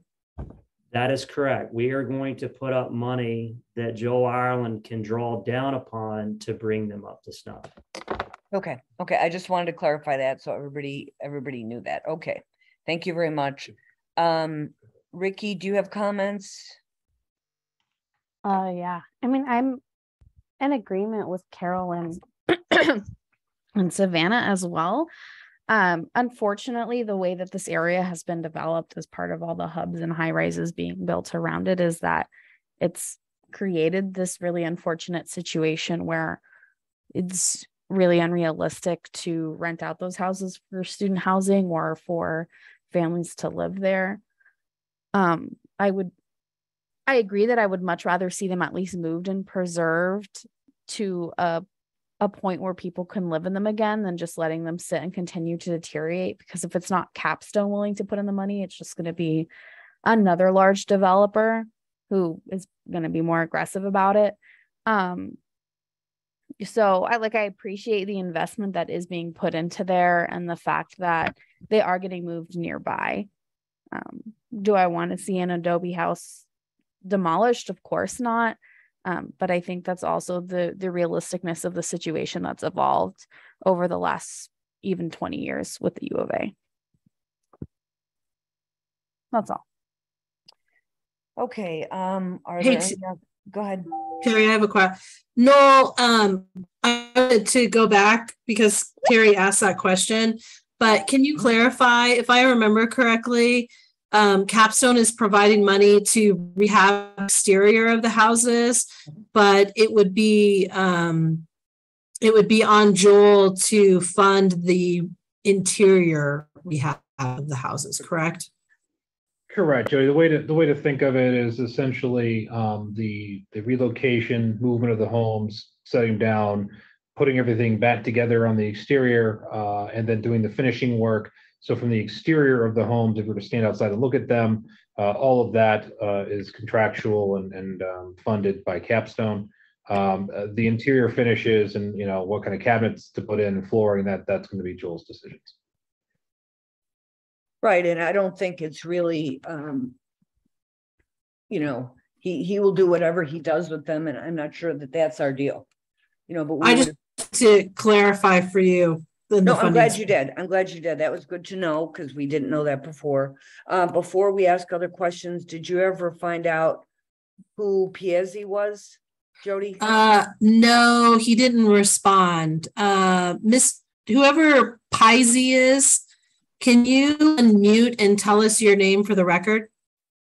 Yeah, this is Paul Yetzi at Rick Engineering. At where? Rick Engineering. Okay. Thank you. Okay, thank you. So, commissioners, does anyone else wish to speak or ask questions? This is Jan.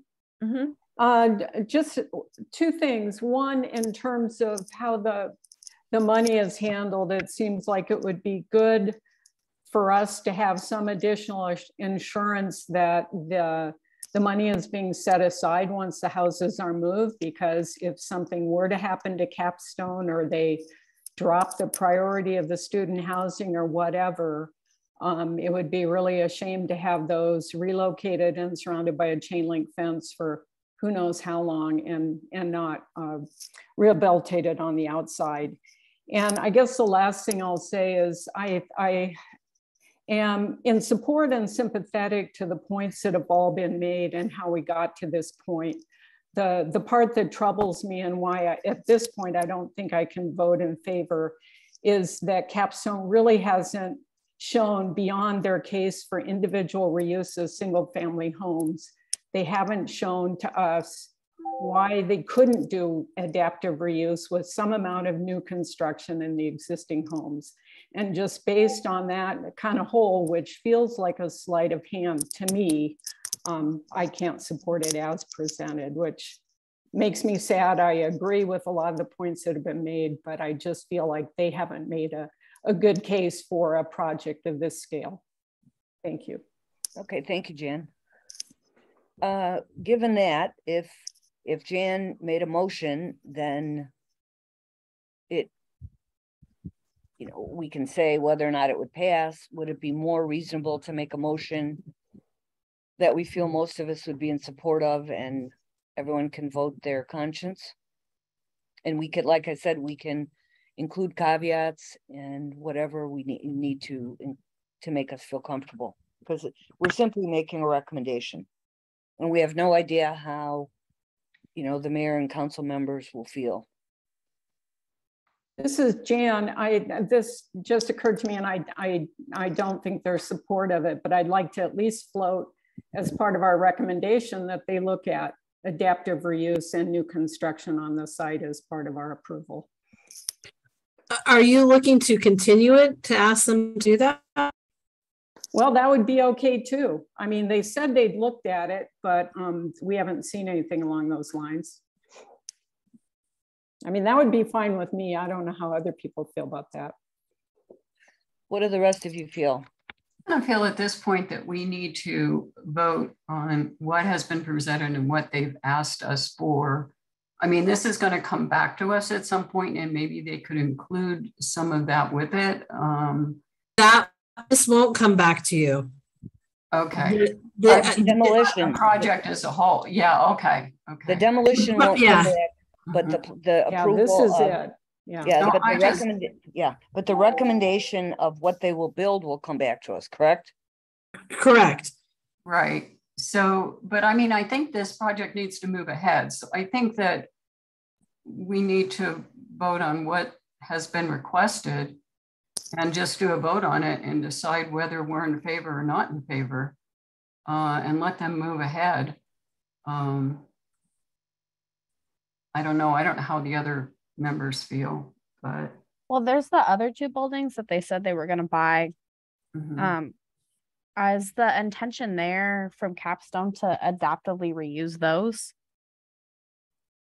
Capstone? So Ricky, Ricky, to that question, the architect is working on programming those into the development plan. So those would be usable space or rentable space within the overall project. But you won't be coming back to us to ask to demolish those.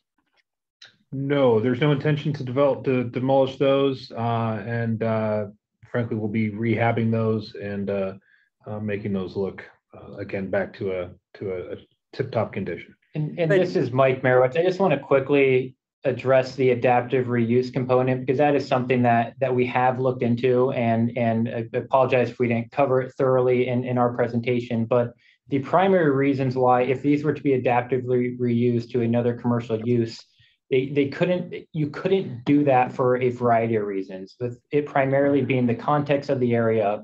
They're located on busy streets. They also have no driveway, so there's no access to it. And any adaptive reuse into a commercial use, say, for example, would need parking. And given this property, there just isn't room for that. And so for those reasons, we really don't think they can be adaptively reused. Thank you. And this is Carol. If I might not be correct on this, because I think for different overlays, it's different, but I believe there's a certain minimum amount of parking that you must have on the site for commercial use. Am I correct by code? Correct, Carol. Code requires certain amounts. I don't know the exact numbers in this particular part of the city, but there's also another element on the parking. And to Mike's point, there's also sort of the commercial need for parking. A restaurant tour will typically expect a certain amount of parking just to have their business work, regardless of what the code says. So even if the code said you don't need any parking, that business wouldn't be successful without it. So there's also just standard market issues as well. Okay, and my feeling is that was sort of covered in their presentation today about why you couldn't have access for use of those properties. And I mean, maybe one or two they could work, I don't know, but I mean, it seemed to me when they were presenting the access and the parking issues, it just seemed like that was answers part of that question as to why they cannot be adaptive reuse for a commercial kind of. What I heard them saying was that they couldn't, individual owners would have a problem. They didn't really address them aggregating the property and doing some other construction with the adaptive reuse. The case they were making was for individual adaptive reuse and access. And that would be too expensive and it would not be feasible from an access standpoint. But they didn't really address aggregating it as they are doing for this development. I thought that was covered when they were mentioning the Rio de Nuevo move that's happening on Speedway, where like those are better oriented to be able to just move them back and still have their same street orientation, whereas these are pretty close together and oriented towards different directions. Within the rectangle, yes, within that rectangle. So that's sort of a determining factor on development possibilities, I think, as opposed to that linear strip on Broadway. Right? Yeah, because it sounds like, right, even if they wanted to move them to have different businesses, like to have other businesses in there, something would have to be demolished in there to make way for even one of those to be used. And then it's either demolish or moving or both. The other things on the property so that maybe one house can be saved, which I don't know, feels like sacrificing 6 properties to save one is like not as good as moving them half a mile down the street and saving all of them except for one. I think the other positive thing about it is within the district, this project is going to infill some vacant lots within the district itself. So it will fill out the district, which the streetscape will not have these gaps in it of empty, derelict sort of pieces of land. So I think, that's a positive thing too, looking at the project as a whole, for the West University neighborhood. Just for clarification, it actually only fills in one vacant lot. Well, 2, right? The other one has current stuff on it. They're just increased density. Okay. Yeah, there's one existing home on that property. They're adding 4 more to it. I'll also, just hopping back a little bit, the houses that are being preserved on the site, if they do exterior work where they as part of their rehab where they have to replace windows or doors or anything like that will actually come back through you for review because that is within the HPZ. All right.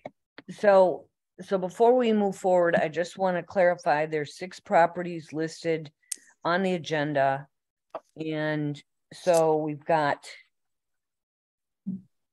812 East Speedway, 814, 818, and 1036 that would be moved. And what's the other one? So what is the other one that would be, what's with 1052 and 1040 to 1050? Is 1040 to 1050 the Adobe? No, 1040 to 1050 is the other house on Euclid that would be removed or moved, I should, and 1052 North Euclid is the one that would be demolished. 1052 would be demolished. And then 1040 to 1050, where is that on this map that we're looking at right now? It is the duplex. It's the, oh man. The existing house? It's actually not, this is incorrect. The separate site plan that's on the corner of 2nd and 1st is where it would go. This is showing 818 twice. So the duplex would go to the corner lot, and the 2 lots on your right are what it would be basically. Do we have a map that shows that correctly of what would be moved? Oh, can you take it back to where they're currently located? Yeah, let me go back to that one. I think that one's a little bit easier. My apologies, the graphics moved around here, so we were putting this together. So yeah, because what we're talking about now is the moving. Yeah, okay. Hopefully it's a little bit more clear for everybody. This is public participation results, so I think you have to. Oh, there you go. You keep moving. Sorry, I got a bit of lag on my end. Is it showing up okay now? Yeah. Great. Okay, so then if whoever makes the motion has to note all of those things, like the ones that would be, technically it's all a demolition, but only one would be truly demolished, the others would be moved, right? And so that's. Would we phrase that as like demolition with intent to move? I did something like that for 5 of the properties, correct? And then one would be fully demolished, I think. So what kinds of caveats are we interested in putting in this motion, if any? I mean, we can say that while we regret that the context has developed such that these houses need to be demolished / moved, or, because that's essentially what mayor and council will see of our recommendation. Or Jody, will your office be writing, a decision letter? And a staff report ultimately gets written, and the staff report summarizes the motions and the votes that happen through West University and PRS. And you could also, depending on how the minutes for this look, which will be aggressive and interesting, you could include some of the other concerns we had in discussion, right? If you're writing a staff memo. Yeah, that's interesting. I'm not sure if I write the staff memo, but I definitely get a review and I get to edit. Yeah, but you know what I'm saying? I think this is, I think it's very important to stress how unusual this is in a sense, and it's a product of how these high traffic areas and high use areas are, what's happening with them. Yes. Right. And we're not voting at all on anything to do with changing the main gate district or anything like that. We're not. Okay. I just want to make clear on that. So, would someone be willing to discuss a tentative motion? Yeah. So do we want to include the aside to have the money set aside separately to make sure that if anything should happen to Capstone, Joel still has like the money for that property? I'm not sure that's within our purview. I'm just asking a question. Okay. Or we could say that we hope that you know, that would be a great thing. But we are conditioning approval with relocation and rehabilitation of 5 of the units, correct? Yes, yes. Okay. And rehabilitation funded by Capstone, right? Exterior rehabilitation. I mean, I think we could say that. They've said that they were planning to do that. What do you think? I think that's good. Mm-hmm.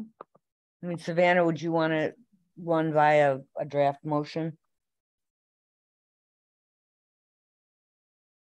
I can make one if Savannah doesn't want to do it. Go for it, I copied Ricky. her words as she was saying them. Okay. The thing is, go ahead, I do Ricky. have a question though.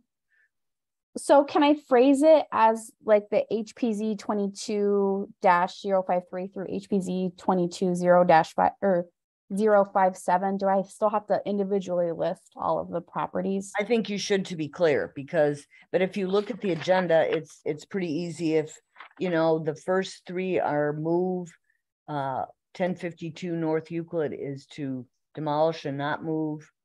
And the next 2 are move, 1040 to 1050 and 1036, because otherwise, you know, we have to be very explicit.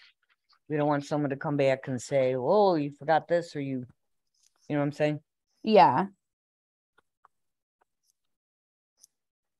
Okay.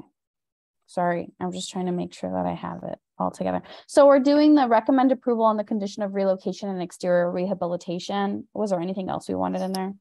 Oh, funded by Capstone. Mm-hmm. And was there anything else that anyone wanted included? I mean, I would preface it by saying, something like, well, we regret that the context of the area has made this an issue or something. I mean, I don't know, or we don't have to. Okay, I will put something in there. Give me like 5 seconds. Okay, if you're ready to make a motion, then that'd be great.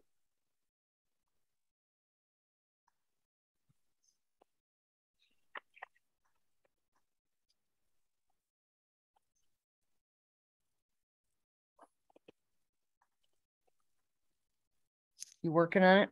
Yeah.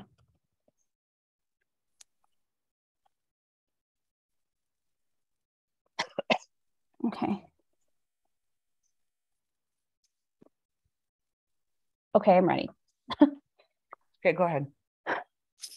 While we regret the changes to the landscape that have resulted in a tough decision regarding the preservation of these properties that were removed from their original landscape, PRS on the matter of HPZ 22-053 through HPZ 22-057 recommends approval on the condition of relocation and exterior rehabilitation funded by Capstone on the following properties: 812 East Speedway, 814 East Speedway, 1036 North Euclid, 1040 through 1050 North Euclid, and 818 East Speedway, with the demolishment of 1052 North Euclid under the understanding that due to the degradation of the structure, it cannot be safely moved.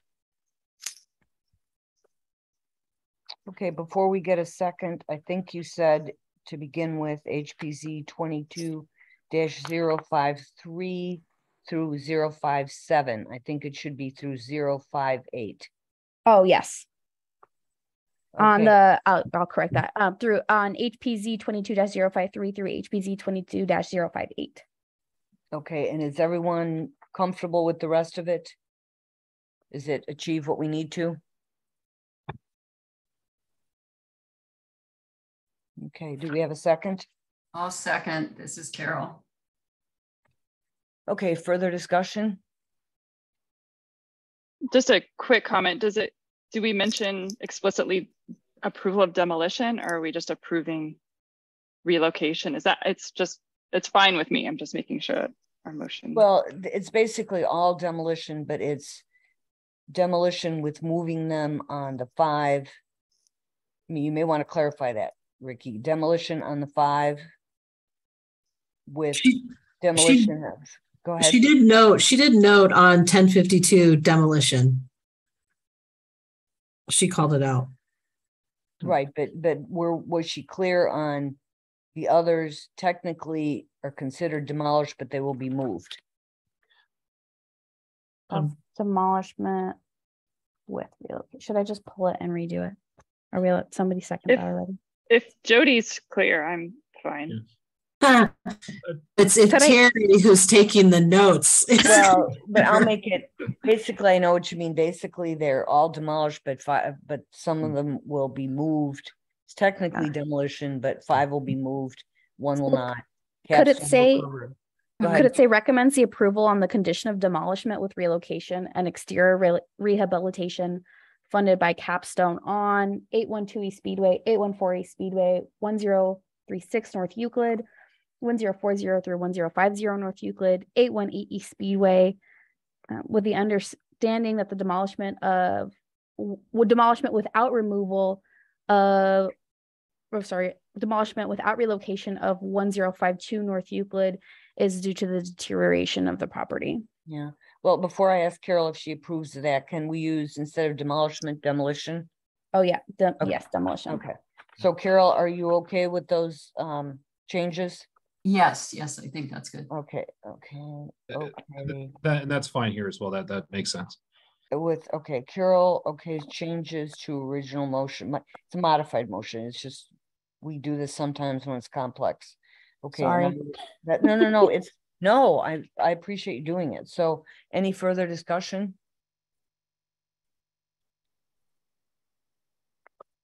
Okay, I'll call the roll.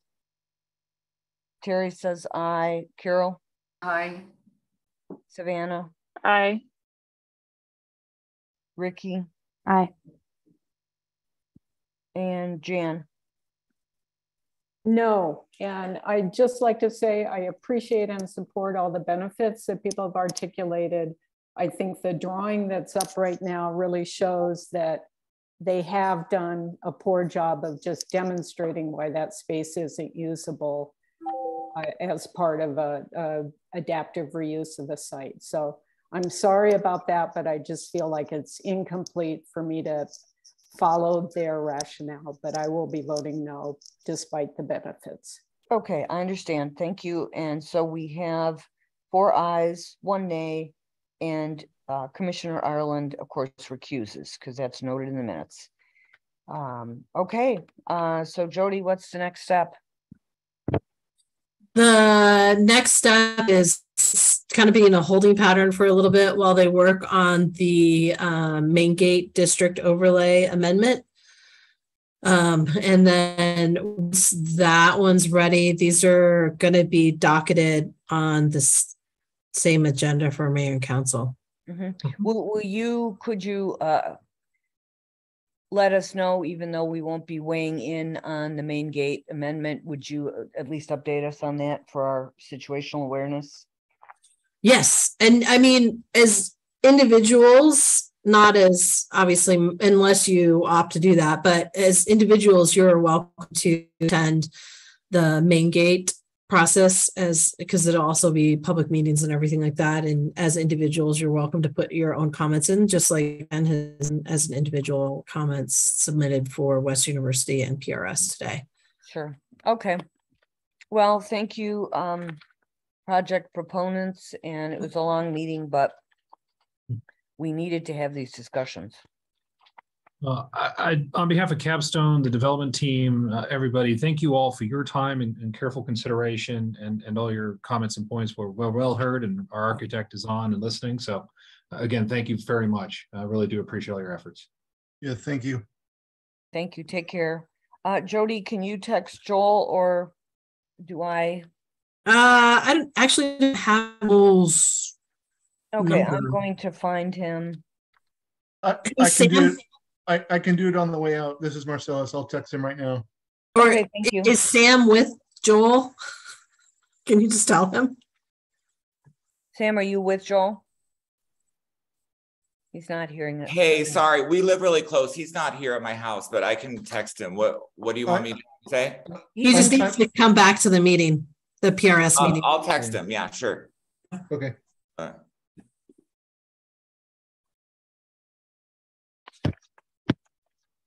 So Jody, while we're waiting for Joel, I mean, we haven't lost a quorum or anything, so it's just, let's just give him a minute. So one of these guys, Chuck Martin, was also with Rick Engineering. So what is this guy? He has his name, full name. Sorry, I'm losing my pen. I keep losing my pen and then I can't write anything. Okay. First name is Paul. Last name is I-E-Z-Z-I. Paul, I-Z-Z-I? I-E-Z-Z-I. Okay. How do you say that? Yetzi. Yetzi? Okay, Yep. Paul, Oh. I-E-Z-Z-I, and he's with Rick Engineering. Engineering. Got it. Okay. Thanks, Paul. Oh, these notes, I have to look at them when I'm not tired, right? When I type it up. Okay. All right. Let's see if Joel's coming on. I don't see him yet. Hey, sorry, I just texted him. I can try calling him too. 1 second. Yeah.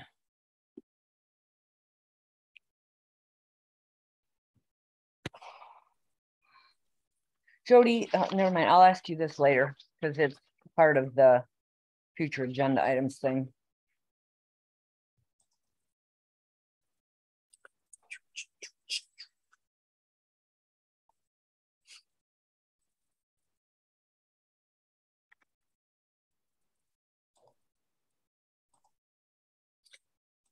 I feel like we should have hold music when we're waiting for people to come back online. It's true. I might doze off. No, I need more coffee really, but.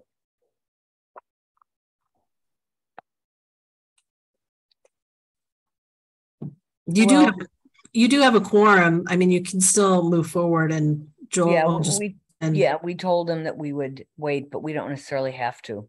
What does everyone else think? Would you like me to move forward? Yes. Yes, it doesn't seem like he's going to miss much. No stuff that's really substantive. Okay. Yeah, I feel like this meeting's long enough, really. Okay, so item 4 is task force on inclusivity report recommendations. 4A is discussion on best practices. What I'm going to attempt to do is retool what we presented to plans review previously, which means I would run it by Ricky and Carol again, and we would have to, and then I'd like to bring it to the November 10th meeting. And I'm not sure how this is going to happen because of my work commitment. Yeah. Terry, I'm so sorry to interrupt. I just called him. He needs the number to call in. What is the number? 1-346-248-7799. And then Jody, you need all the rest of the stuff too. Meeting ID 8. Yeah, I think you need meeting ID and the password. Yeah, so it's meeting ID 830-9327-1013. And then passcode 743307. And I mean, he doesn't necessarily have to come back on because we have a quorum. Okay. But if he doesn't, then he needs to respond to my emails about if we're having a second meeting in November. Remind him of that. I will. I know he can be hard to get on email. What was the passcode one more time? The passcode was 473307. 473307. Okay, I'll call him right back. Sorry, guys. 1 second. Yeah, and it's on his agenda too. So in the middle of the first page. Okay, great. Thank you. Thanks. Okay, so just a heads up to Ricky and Carol that you'd have to look at this, and I know Carol's been having trouble like reading the Word documents that I sent, so it will be challenging. I can paste it into an email, Carol. I can make a PDF and see if that works. Maybe the PDF would work. Yeah, and then we'd have to do Is that probably the easiest way for you? I'm sorry, I probably need to update my. No, it's okay because it's been happening because we were forced to change to, what is it, Office 365, and bad things have been happening. But we're figuring out anyway. So, and I know Ricky's not feeling well, so the easiest thing to do would be to, for me to send you something and then, have a Zoom meeting if we need to, just quickly. Because I really want to get this on the December agenda. We won't have time to get it on the November. So, okay. I just want to confirm you hadn't sent it yet, right? Like you still. No. I haven't worked on it because I have too much other stuff going on. I just wanted to make sure I didn't miss it. Yeah, and I'm gonna have to make transcribing these notes for this meeting a priority. Okay. So And do we have a date for our next the special meeting? Well, we don't, but we'll get down to that. We have to go through the other things. We'll talk sorry. under future agenda items. Yeah. So item 5, current issues for information discussion. I'm sorry, Terry, I'm here. This is Joel. Okay, Joel returned at 3:27. Okay. So then we have, hold on just a second. Hold on. Sorry, I didn't. Okay. 5A, current issues for information discussion, 5A, minor reviews. Do we have any updates since the 19th? No, Madam Chair, since the 19th, I was out for the conference, and so we are not actually undertaking any minor reviews since the last update that was provided, and you found it on the earlier of this. But you will be scheduling more in the future? Yes, I will, and I will reach out. Okay. 5B, appeals. None at this time. Okay. 5C is zoning violations. We continue to work on them as they come due. And last time Ricky reported on the fence that was a zoning violation. We attempted as a minor review and discovered that it actually had to be a full review process. So that one is the first one that should be coming to you. The applicant has duly submitted the application material, so that should be coming up pretty soon. Okay, what was the address? If it was 327, let me get it. Make sure I get it right. You can put it, put it in the notes when you get them. It's the one in Armory Park. Yes, it's the one in Armory Park. Okay. Item 5D, review process issues. Does anyone have any? How is the update going on the permitting software? Oh, that's going to be super fun. Super fun come Monday. Fun for everyone involved. We are having a ton of meetings. We're actually having meetings right now, but we're in PRS, so Michael and I can't. But it should be pretty exciting come Monday. There's going to be a lot of staff available at the counter to help people who have issues, but it's coming along. It's still scheduled for Monday. Okay. Update in software. Permitting reopens Monday. On Halloween. Does anyone else have an issue that they want to bring up for process issue? No? Okay. Item 6 is summary of public comments, and we read those into the record before we began, or at the beginning of case 3A, right? Yes. And that was helpful. Okay. And just a comment, Jody, we will be expected to say something about this case at the full commission meeting under our plans review update. Yes. That is my way of heading some things off at the pass. If that makes any sense. Okay, item 7. Future agenda items for upcoming meetings. Our next meeting is November 10th. What do you have, Jody?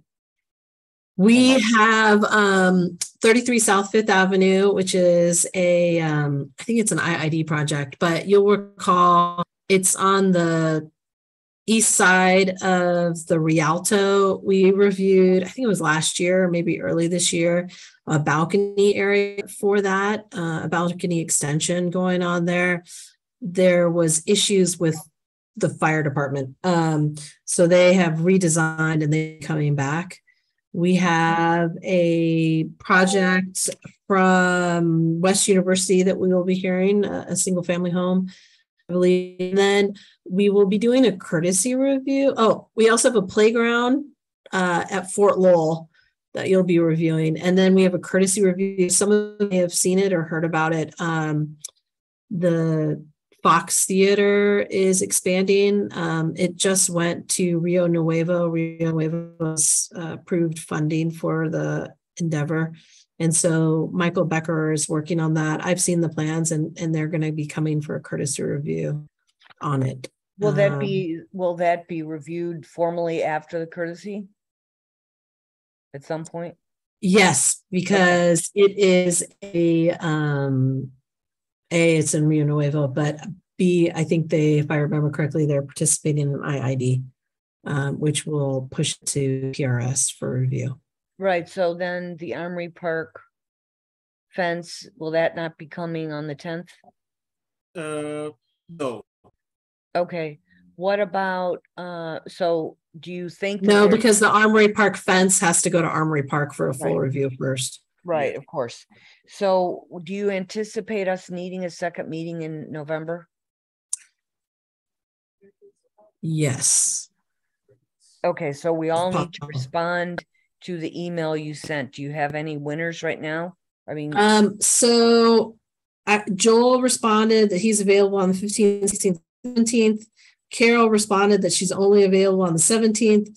And Savannah responded that she's available on the 15th, but only between 8:30 a.m. and 30 p.m. I have not heard from you or Ricky or Jan. Okay. I can't do that 15th date because I switched my schedule, so I'm working at that time. I can do that 17th date though. Okay. What about you haven't heard from Carol? Yes, I had the 17th. I can try to move some stuff around on the 15th, 16th if you need to, but the 17th I'm available all day. So okay. So yeah, so the 17th. So Terry, I haven't heard from you and I haven't heard from Jan. Oh wait, was it just Jan? I think I got back and said I was pretty flexible. There might have been. I think so too. Jody, could you do this? Could you just say what you understand everybody's availability, and then we'll see when we have a quorum, when we have the most people, and then I'll look at those dates, but I can't do it right at the top of my head. You want me to send you an email with what it looks like? Yeah. And then we can get it sorted out. And then, if worse comes to worse and I can't get, it seems like we have quite a few cases on the 10th. So, maybe we push the task force stuff to the 17th, still would be ready for the December meeting, full commission, right? Yeah. Ricky, when you said that you're available on the 7th, you're available at the regular meeting time, right, at 1? Or just That was the 17th, right? Or 17th of November. Yeah, I'm available all day that day. Okay, I just wanted to clarify that. Mm-hmm. Jody, do you want me to resend my email? I'm looking for it right now. I looked just now and I couldn't find it when I was jotting this note, but you and I seem to have some email issues today. And I've got some issues with being on the road so much with my family. So yeah. But Joel can do the 17th and maybe Jan can, but you likely won't. So Joel can do the 17th, Carol can do the 17th, Ricky can do the 17th. It seems like maybe Jan is available for the 17th. Probably am. Savannah is the only one who can't attend the party. Okay, let me see. I'm only available till 2 o'clock, and that's in my email. Okay, let's see. Oh boy. So this is, I thought that was on the 10th of November. Sorry, Savannah. That's okay. It's both, actually. Oh, okay. So we could do a morning on the 17th if that would work for Savannah, right? Yeah. I'm flexible on the 17th. I just double checked. What are your times, Savannah, on the 17th again? All morning up until 2 o'clock. Well, what are people, would they want to do a morning? Are we awake? I can do a morning. I'm fine with that. Actually, I think it's better because we don't have to wait until the afternoon all day. Well, think about once you propose some time, shoot me an email and I'll respond right away by tomorrow morning, Jody, and we can get it set up. Okay. I volunteered to be a mystery reader at my daughter's elementary school on the morning of the 17th. But, I know. Okay. But Michael, which is a lot of stress to figure out what to read, but Michael will be here too, so he can also do the 7th, either morning or afternoon.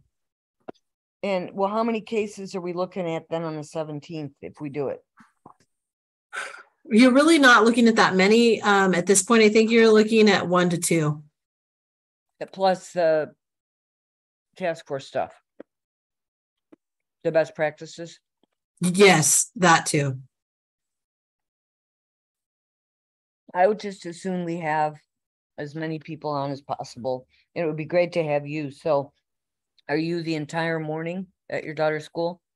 No, just around 11. Oh, I forgot. There is a case in the barrio that is coming up too. 400 West Simpson. That one is ready to go. What if we did like noon to 2? Would that work for you, Savannah? Yeah. 11 to 1. I mean, you would be back by noon, right, Jody? Yeah, and Michael, you know, before I got Michael did this all by himself, so he totally got this down. No, but I would like you to be there if we're doing, you know, and then we need to decide, and then I'll let the county know a minute before and see if they want to come. No, just kidding. I'll let them know that we're doing it. And worst scenario, I can hop on my phone and be there as I come home. So I am just a little bit late. If you guys start at noon, then I'm just a little bit late and I'm doing it via my phone. So what do you guys feel? Do you like noon to 2 so Jody can be on? Or, I mean, we don't want to have too many cases so that we might have 3 cases plus the best practices, right? Is that what I'm hearing? Yes. I'm fine with that. We'll just have to be sure that like the presenters are concise. Yeah. I'm okay with that too. So, okay, so I just need to look. I haven't pulled up my Teams calendar. Just give me 1 second. I can't get into anything right now. I'm having a problem. Calendar. Yeah. Let me double check, but I'm tentatively pretty sure I can do it. Okay, once you know, let me know, and then I'll send out a calendar appointment for everybody. Okay, yeah, my computer's acting weird, and now that went away. All right, thank you. Okay, any other questions about future agenda items, group? Okay, I wanted to really thank Ricky, who's very sick, for being on all day and making that difficult motion. Yeah. So, thank you. Well, and please Thanks, get some Ricky. rest. Are you gonna have to take off work, Ricky? I've been off work. I go back on a Saturday. Oh, but please take care of yourself, because, you know. That's gonna be, yeah, it's my first day back and it'll be a 12-hour day. So that'll be, I'm sure. Even though you're young and healthy, these things are bad. Yeah. So this thing particularly. Okay, so thanks everyone, and good meeting, and we're going to go ahead and adjourn at 3:40. And Jody, you'll send me this. I can't wait till you send me this recording. Thank you very much. Thanks. Thank you, Terry. Thank you. Thanks, everyone. Take care. Thank all of you very much. Bye-bye. Bye-bye. Everybody, better, Ricky. Bye. Thank you. I will. Yeah, take care, Ricky.